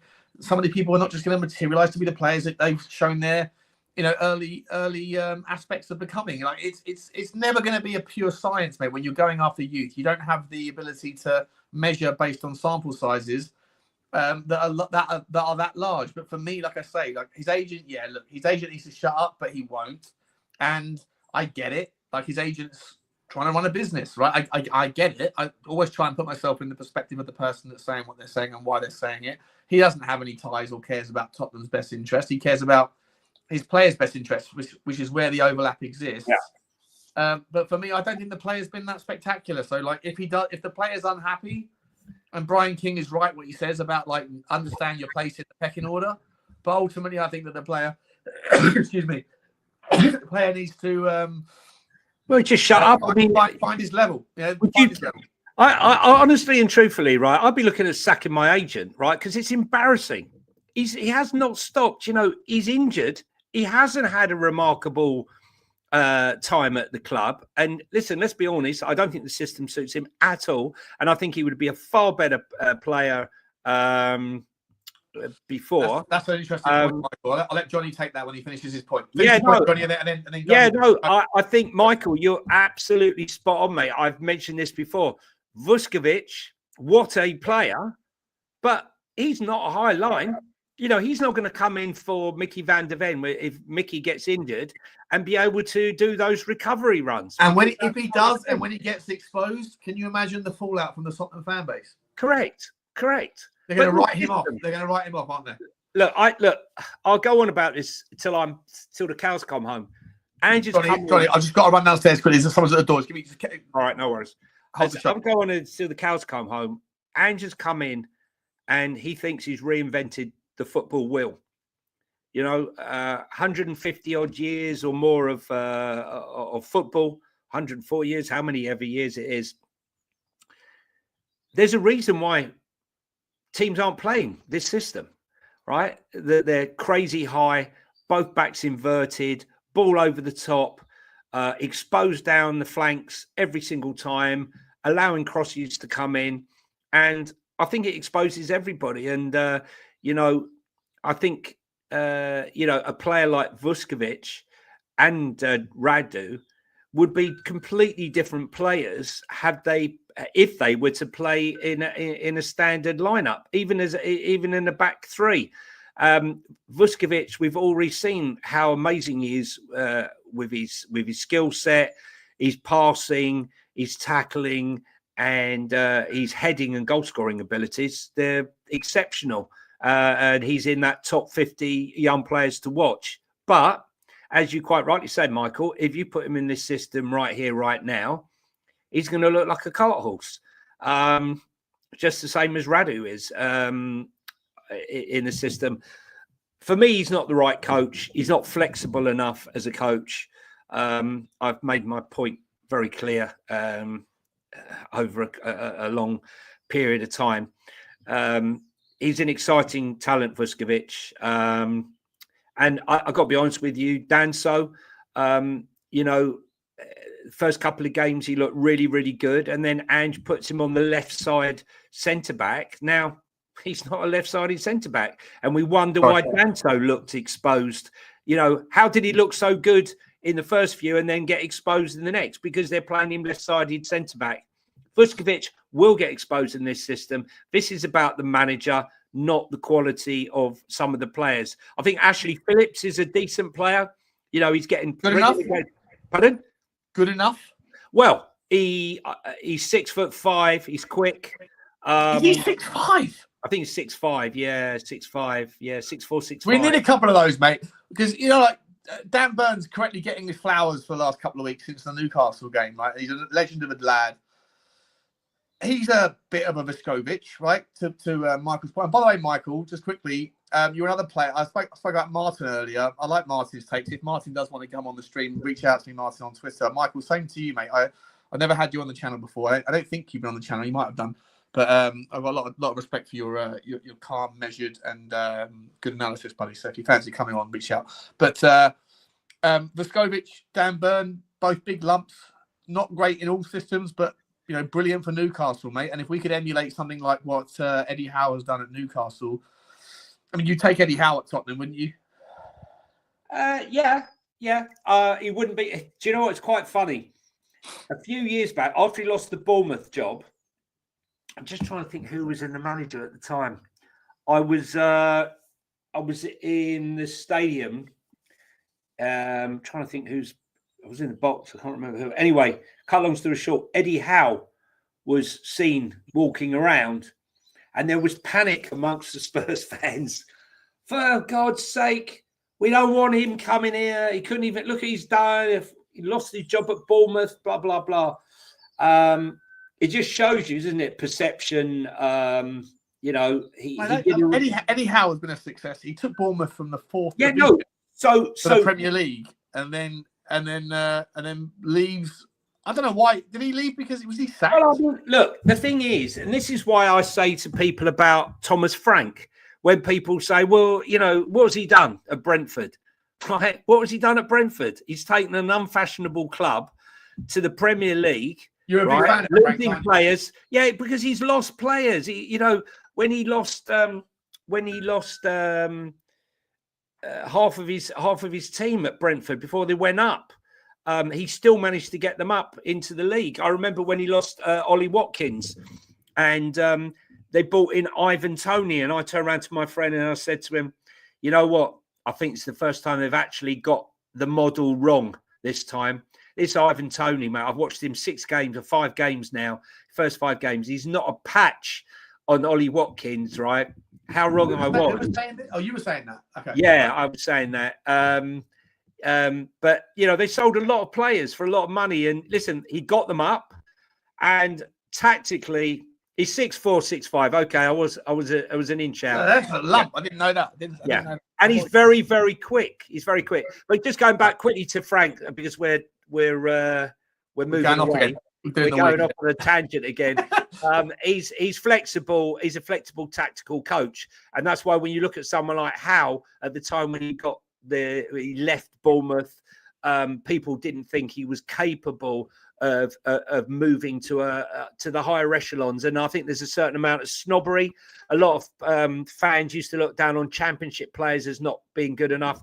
And this club certainly did, you know, looking at Jared Bowen and looking at so many players. Like a few players from lower leagues. We have in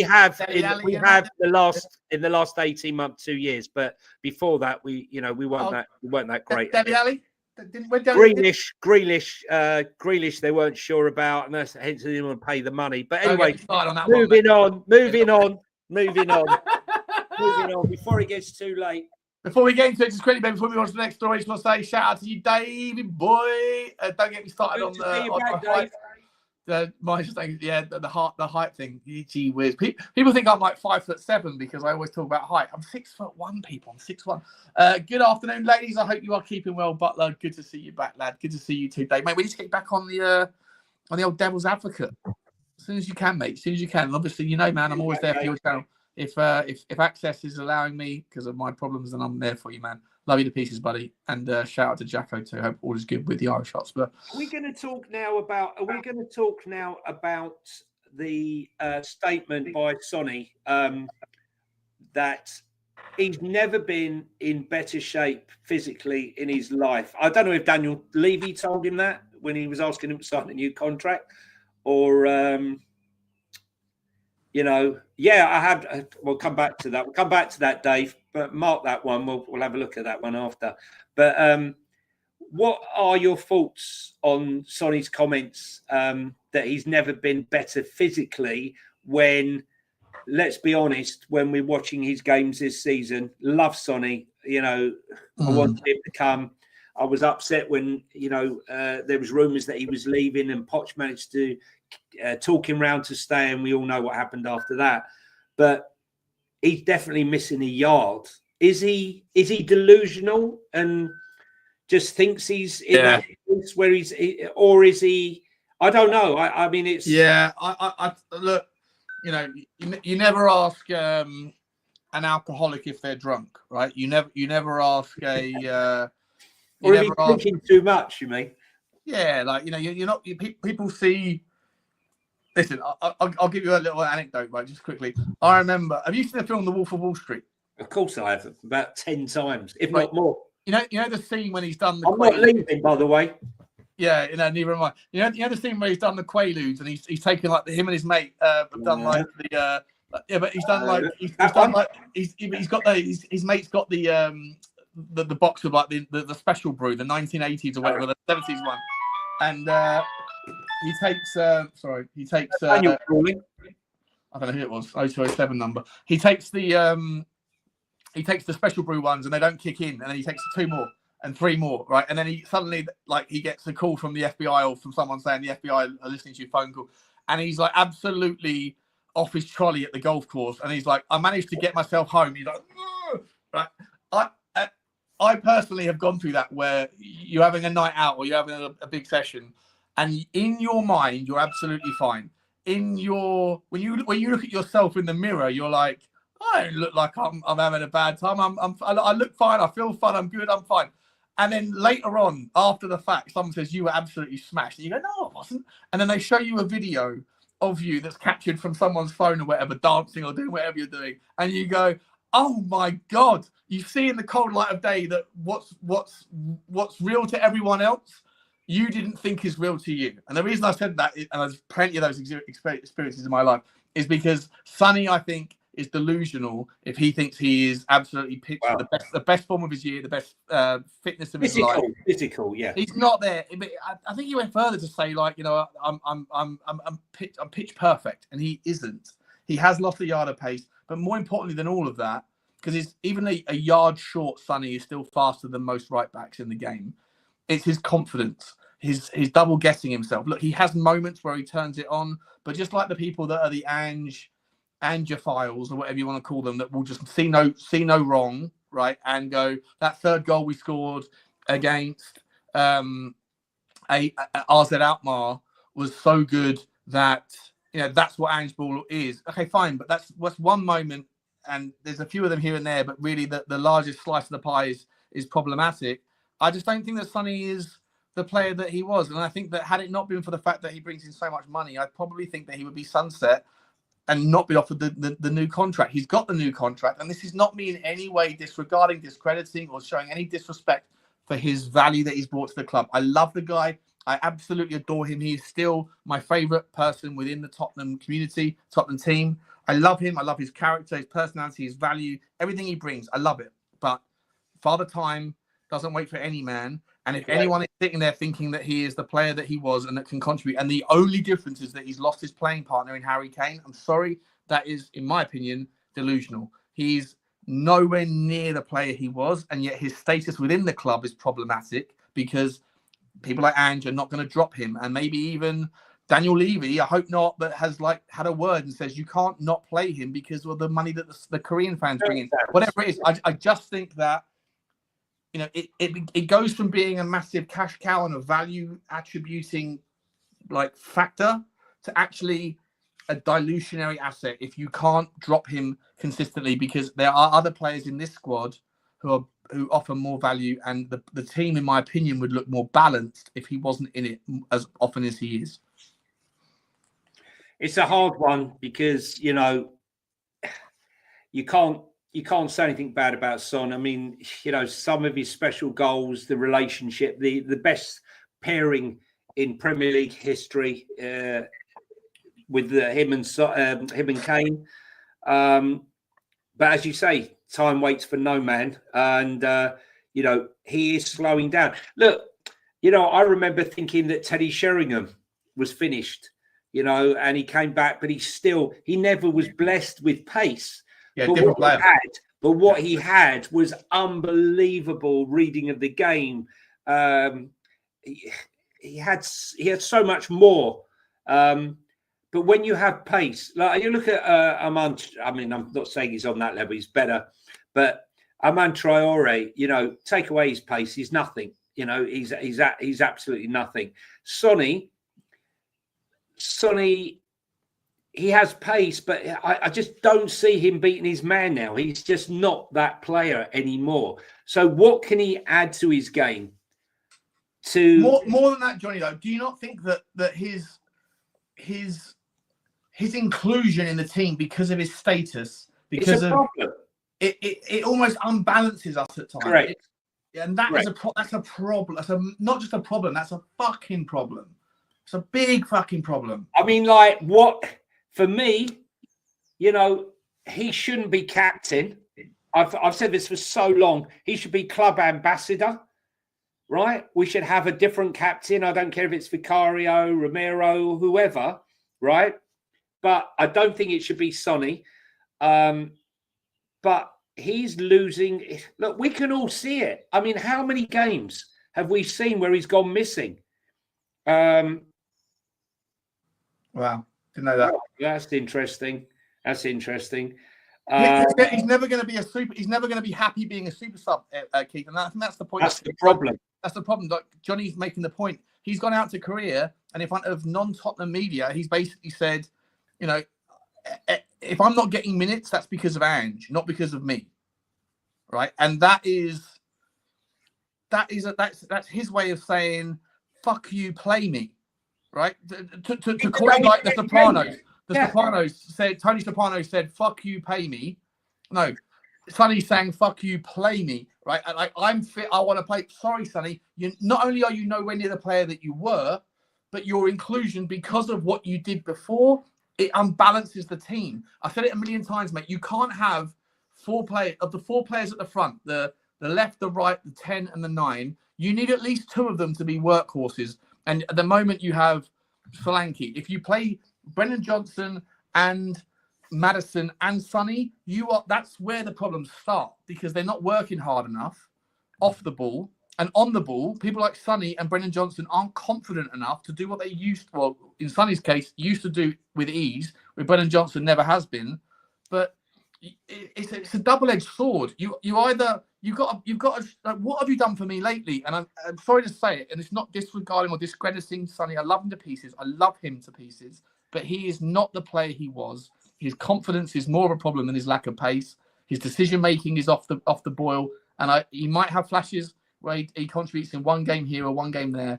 But for me, I want to see the next manager have the balls, the stones to say, "Sorry, Sonny, you're going to play when I think it's right, but when I don't think it's right, you're not going to play." And I think all too often in football, the player power, especially for legacy captains, legacy leaders, legacy champions, they get to play minutes that they don't deserve. And I think Sonny is getting one of those. Is getting to become one of those players right now. Listen, just for clarity here, we all respect Sonny. It's been amazing. But as I say, you have to have that uncomfortable conversation, whether it be footballers. It's good for yeah. Sorry. You talk to me? Yeah. Funny how. I make you laugh? Yeah. Funny how. My clown.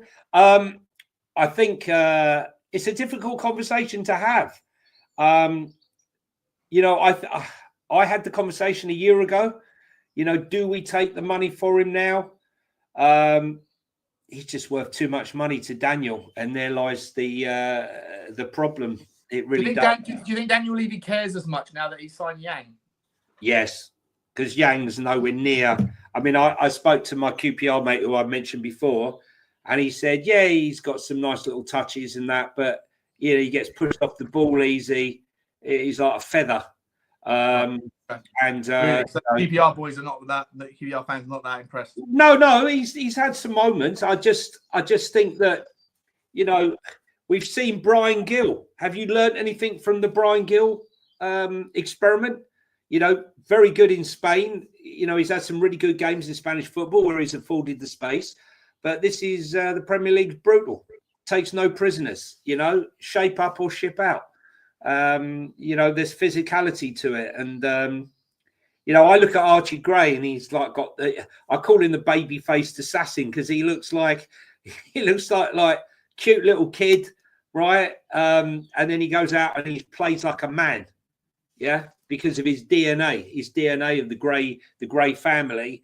I'm hoping we sign Harry Gray, that is, his striker brother, but we shall see. He's only played 6 games though for the under-18s at Leeds. It's not yeah, like he's not getting the minutes I know, that Mikey Moore's had, or that he's highly sought after, and you know, when he's got that DNA, Sean. Yeah, and that's the important thing, you know.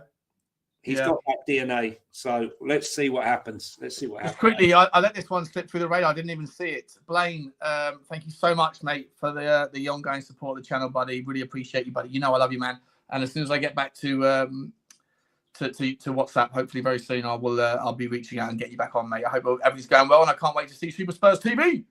Go to Super Spurs TV and subscribe to the wonderful Blaine. Brilliant part of the channel, brilliant part of the community. He gets around and shows his love for everyone. Show some love back. Go over there to Super Spurs TV. On that note, guys, get over to Football Inc. as well, and to talking Tottenham 1882. Hang on, let me get rid of that for a second. And Jonny and Sean 332. All of the links are in the description. Yeah, can I just say that on the Talking Tottenham 1882, it's also the same one for my TikTok, which I've just restarted again. I had 10,000 followers on that one, and that got deleted for a Vuskovic video. Can you believe it? I lost my Instagram and my TikTok for a 13-second clip of Vuskovic goal from the Belgium League. Copyright infringement. So for anyone out there who's sat there, do not just... For anyone out there that is on TikTok, why are you on TikTok? Get off it. Get off it. It's a dangerous, dirty little place. And, come on, Sean. I know he says that, but secretly he's scrolling around looking at all the dancing. He's asked me to do a little dance with him for TikTok. I've refused. So don't be. No, I spoke about it before. He's twerking for Poch.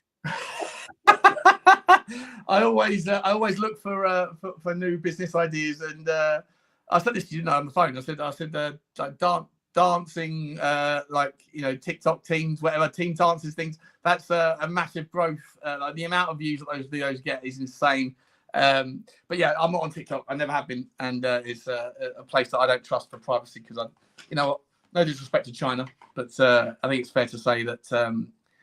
They're not interested in giving you a free experience. They're interested in your data. Same with that AI tool. Whatever. What's it called? DeepSeek or something?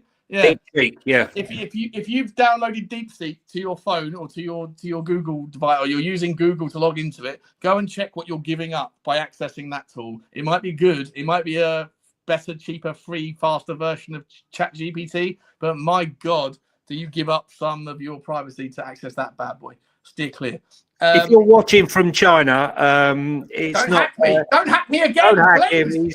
him. He's not all. He loves Chinese food. He's just not a fan of Huawei, Chinese cars, Chinese 5G. Yes, DeepSeek, TikTok. Yeah. Apart from that, he loves China. I do actually. I do love prawn crackers and lemon chicken. Let me ask you, mate. So we've done the Sunny story. I think is there one more story for us to go? Yeah. through? Well, let's see. Look, so Bayern Munich owe us quite a bit of money. They're trying to get rid of the debt, the Harry Kane debt. So, but what they're trying to do is get rid of any player they can to us. They've chucked us Tell, who at the moment's not looking worth 10 million loan fee, let alone the 50 million. Hopefully he'll start showing some more signs. He did show the old glimpses against Fulham, to be fair to him. And that's great. But see on the news today that coming up to 29 years of age, Kingsley Coman is being linked to a possible move to Spurs in the summer. He's played 22 games, 4 goals, 4 assists. He's not smashing it at the moment. Is that the sort of the Huawei sponsorship has gone? Is that the type of player Spurs should be looking at? A 29-year-old, well, I think it's 29 come the summer. 29 in the summer, a couple of months' time. Is that really the sort of player that we should be signing? Because we know wingers, the first thing they lose is their pace. They normally lose their goal threat. And not for me, mate. Not for me. He's a wonderful player. Don't get me wrong. His output actually isn't that impressive. I think he gets 1 goal and 1 assist every 10 games. 1 in 5 for GA. Brilliant. Don't get me wrong. Brilliant player, balanced, can go off both feet, can cut in, can cut out, lots of pot shot. He's very, very, very amazing talent. But on the wages and on the value and on the pedigree and the status and that stuff, I just think that there are. I said this 1,000 times. I'll say it 1,000 times more. Much better players. There are not necessarily better players, but there is like the most oversaturated position in world football is wingers that are take on specialists, right? You just need to look for the combination of players that can do what you want and also look up at the right time and pick a pass and keep their head about them and pick the pass, pick the shot, make the right decision making. And that separates the 20 million from the 50 million pound players. But there's never ending. Like, sixes are harder to come by. Left-sided, left-footed centre-backs are harder to come by. Top draw goalkeepers that are great with their feet are harder to come by, as well as being good shot stoppers. Strikers, harder to come by.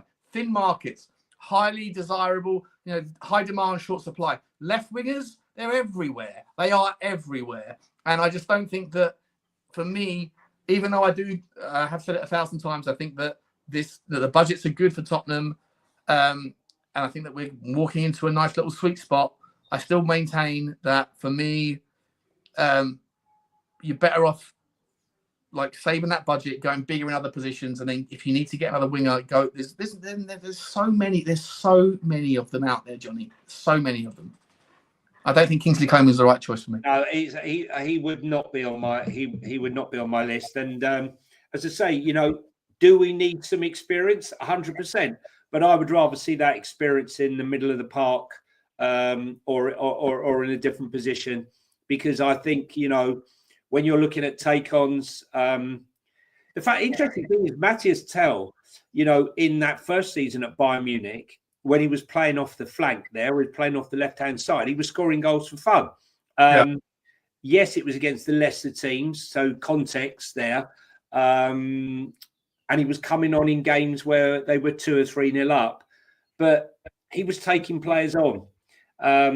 I don't know what Ange was doing playing him through the middle. I've heard all the stories that he wants to play as a centre forward, but I haven't seen. And Florian Plettenberg sort of forced it almost, right? Yeah, I just don't see him as a striker. I don't in any shape, way, or form. Maybe playing behind a striker, cutting in, but for me, he's a winger. And I saw a couple of signs of it, but we do not need a guy who's going to be 29 in June or July. Not in that role. Yeah. As a winger. There's more important positions. We got more wingers than Nando's at the moment, and we don't need any more. We don't need any more. And none of them is tasty. None of them is tasty, right? Let's have a winger that can take players on, and draw the fouls. And that's what I like about Odegaard. I like him. As soon as we signed him, I know I was absent when we signed him, but the second I came back, the first video I said, I was like, I don't know why everyone's mad about Odegaard. I think he's a really good player. I like him. Just like I liked that Colio show at Burnley as well, who hasn't really kicked on necessarily, but another player that they're everywhere, mate. They are. Take your player on, draw players in, create space in the midfield for others. There were moments, that we've seen Odegaard play where he's caused havoc. And he's brought 2 or 3 players to him, drawing them in. And if you're an intelligent midfielder, you'll utilise the space that he's created. Do you think that is Matthias Tell worth paying 60 million for? Right now, no. Fabrizio Romano yesterday came out and said that the plan is the plan, and that they're still. I'm like, obviously, listen, it's nothing to do with me, but if it was up to me on current showing. I'm only talking about current showing. Of course, yeah. You say no, you send him back, would you? And say current showing, no, and I'd use that money to go and buy Liam Delap. Right. Okay. So do you think then that have you seen enough in the potential to say, let's do what every Spanish team that's loaning Lo Celso or Brian Hill does to us, which is we might have agreed a £60 million bid for Matisse Tell, but let's be honest, he's flattered to deceive. You've already had 10 million from us in a loan fee. We're already paying 100% of his wages. Let's be honest, he's a £30 million player. If he wants to come, we don't know if he does, but if he does, then we'll take him at that price point. But at £60 million, I'd say at the moment, I would say no. Well, what I would say to Bayern Munich is we'll give you 20 million, right? And then what we'll do is we'll give you 40% of the sell-on profit. Interesting. There you go. It's not a bad idea. Because I don't see, look, if you see different to me, fair enough. I mean, I don't. I haven't seen anything from him to qualify that valuation in any way. Saw moments. Yeah, but we saw moments from Odegaard, more moments from Odegaard, right, in the game before, and he scored 2 goals, and Odegaard cost us 20 million or whatever it was. 30 million. 30 million. Okay, fair enough. I just sit there and think, 60 million quid. That's like top money, and the only thing that you can say that qualifies it is the fact that he came from Bayern Munich. Correct. But Bayern Munich didn't want him. So, correct. Right? Like, correct. You know what I mean? I agree with everything. What's going on, Sean? I don't know, mate. This is not devil's advocate. It's not devil's advocate. There's no Dave here. But like, I just like, if the season ended right now and we had to make a decision right now, 60 million or send him back, I'd say send him back, and I'd reflect on the 10 million as bad business, right? On the loan fee. But the 60 million, no. The wages he's on, no. The value he's generated, no. His versatility, no. He's not a 9, not at least not in the Premier League. And as I say, man, like, you know, budgets are tight. If we would, if we sign him for 60 million quid on June the 1st or something, that's half your budget gone. Which means you can't go and get a left back of 50 million quid and also a central midfielder. It doesn't work like that, Sean. Because it'd be amortised over the 5 years of his contract. Spurs will not do the deal they did with Archie Gray. I know it's amortised, but so were all of the other transfers that we've done previously. Yeah. So, Archie Gray, for example, was spread over the term of his contract. Others all deals, Johnny, all deals are right. So if you've got 120 million pound, this is what I think people make this assumption that you've got 120 million pound budget, but because 60 million pound isn't given up front, therefore it's only 10 million pound up front, therefore you've still got 110 million left over. You haven't, because last summer we did exactly the same thing. You got those.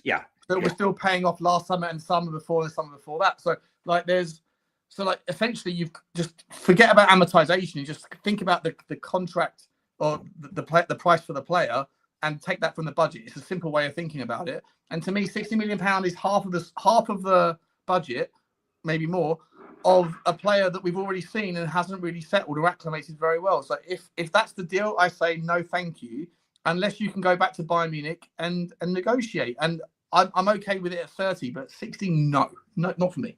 Isn't it amazing how many people think that we've spent 60 million and we're paying all that money up? There are just as many people who forget about the payoffs for your Kulus and all the rest over the 5 years.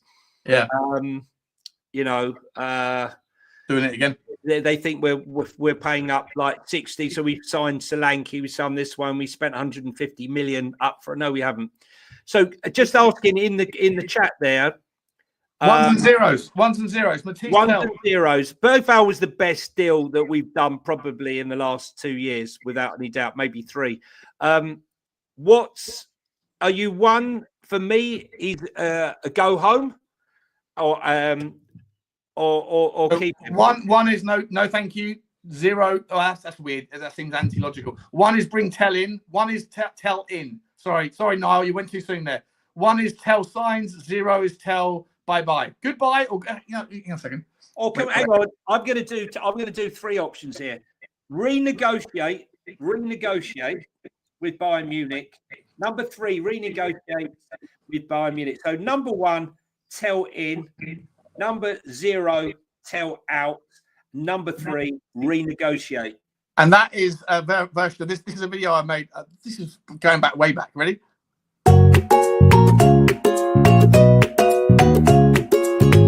Goodbye or goodbye?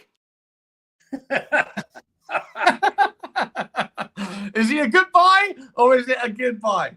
And I miss doing all those little videos. So 0, 0, 0s, 0s, 0s. And so no, we don't want him. We don't want him. Negotiate. Zeros. No, don't want him. Don't want him. No one wants him. Yeah. And I agree that club, unless you can do, I think you need a massive renegotiation there. 60 million pounds is just too much. Far too much. Just on that Bayern Munich story though, mate. Another story that came out yesterday. I think it was maybe it was lumped in. Was it the King guy, the scout, or was it the youth team guy who's always around the Tottenham space, the Lily White Lane fella? I wanted to ask you about.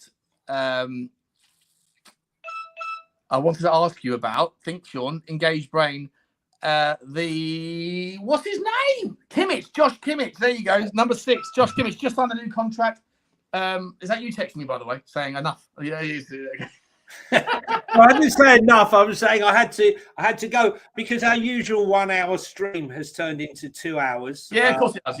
We're going to round it off now, but just last question for you, Josh Kimmich. I know he's just signed a contract extension, but rumours are that he might. Well, Arsenal were looking at him. He's a top player. He's going to stay in Germany. He's a Bayern Munich legend, and I think it's a non-starter. But no doubt, Bayern Munich, are going to offer us any player to not have to pay us the money for Harry Kane. The money they owe us for him. So I'm not. I think spending 10 million on Tell and a loan fee for 6 months smacks of desperation when the player we really should have signed and gone all out, but we didn't get him, was Kolo Muani, who for me is on another level to him. Whether that will remain the case, time will tell. But here's the burner. This is what I'm working on now. It takes me about half an hour to send a text to Johnny. Boys and girls, we're going to round off there. Good to see you, Lisa. I forgot about that. Good old day, Sean. Big up, guys. Good afternoon. Good to see you, Lisa, from Mexico. Hope his life is good in Mexico, Miss. Great to see you. Guys, we're going to leave it there. Actually, Johnny, I hashtag this comment. This is probably another 20-minute conversation. Oh, yeah. Right, let's do another 10 on this, right? We'll do 10 on this. Okay. It has been 2 years since the famous Conte rant. Has anything changed at the club since, Johnny? No. That's it from the Spurs Talk Show Football League. No, go on, I think it's got. I actually wonder if it got worse. I wonder if it's actually got worse. I mean, I think it could have got worse. I mean, let's be honest. The club protests. There's another one against Southampton on April 6th. The change for Tottenham. Rebranded as Leave Me Out. Oh, sorry, Leave Me Out. Rebranded rather. Yeah, but I think no. I don't think it has got better. I really don't. No, I don't. And I think some of the problems remain with the club. I've got to tell you, for the first time at Fulham, when that second goal went in, and Ange was looking befuddled as to why we'd lost, fans started singing. For the first time ever, I heard Ange out. Right? Really? Yeah. What was the song? It wasn't mass singing, but singing. What was the song? Pardon? What was it like? Get out of our club, get out of our club. No. Yeah, so I can't remember the exact tune, but 100% I heard it.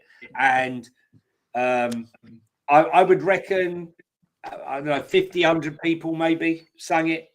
But it's the first time I've ever heard it.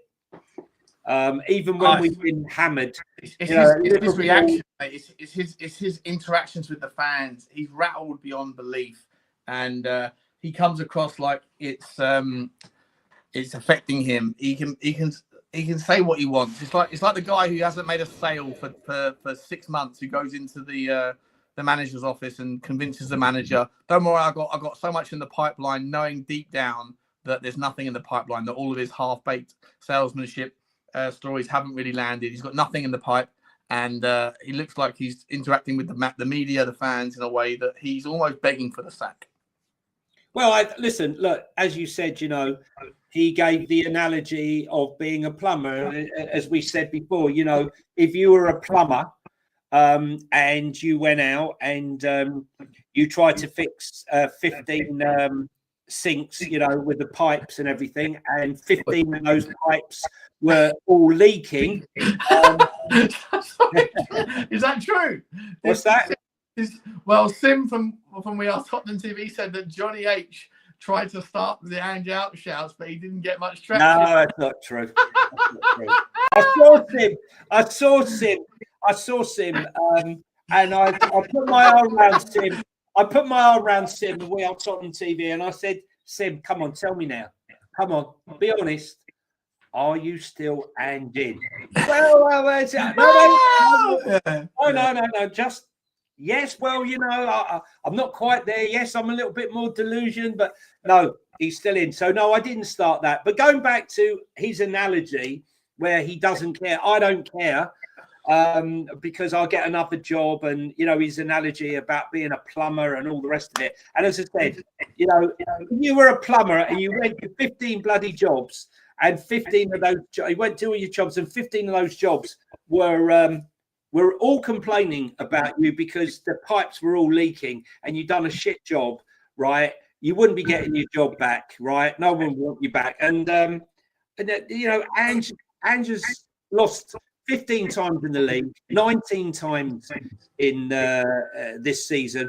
One of the worst ever in the history of our club. 35 times since November the 25th. It's a shit show. And I understand. And, I admire the people who've stuck by him, the loyalty to stick by Ange. I don't understand it. I really don't understand it. I love this club. It's mainly Australians, though, isn't it? Let's be honest. It's Australians, or people who were Australian and moved over here, maybe, or vice versa. You got the New Zealanders on side, though. But no, I think. That actually, funny enough, Scott, who was the head of the medical team for 20 years, who left this summer because he didn't agree with Ange and his training method. I think that's borne out to see who was right. He was a New Zealander. So, yeah. Anyway, so Ange's pipes are leaking, and I don't think there's any way of fixing them. No, I don't either. But listen, whilst he's the manager of the football club, I'll always back him. I'll always give him credit where it's due. If he does a good job, I'll always credit. That's not what you said yesterday. You said you were Ange out. No, I am Ange out. Yeah. But whilst Ange is still in, I want him to do well, right? Yeah. You know what I mean? Like I want him to lift the trophy. I want him to kind of shake off this need to fight and argue with people. And he's right. He will get another job, not because I think he necessarily deserves a Premier League job after this. But what I would say is that there's like an old boys community that once you're in it, it's very like everyone seems to just like they move from one job to the next. Like Alan Curvis, he did it. Like they've all done it, right? They've all done it, and I think he'll be fine. And I'm not going to sit here and cry any tears for Ange Postecoglou. The geezer earns a lot of money, but whilst he's a Tottenham manager, I want him to do well. We've still got something to play for. It's horrendous. Yeah, horrendous.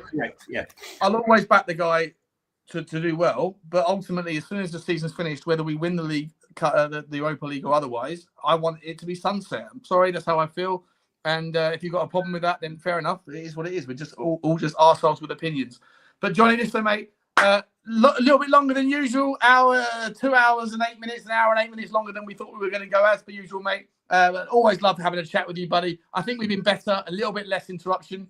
And we're going to continue to work in that regard. Jonny, where can people find you, mate? Thanks for coming on. Listen, always great to stream. Thanks for everyone who's put up with us for the last 2 hours and 8 minutes. And if you're on Spotify, just give us a follow on the Spotify app, because we're new on that now. So give us I'm getting a bit of reverb, Sean. Oh, are you?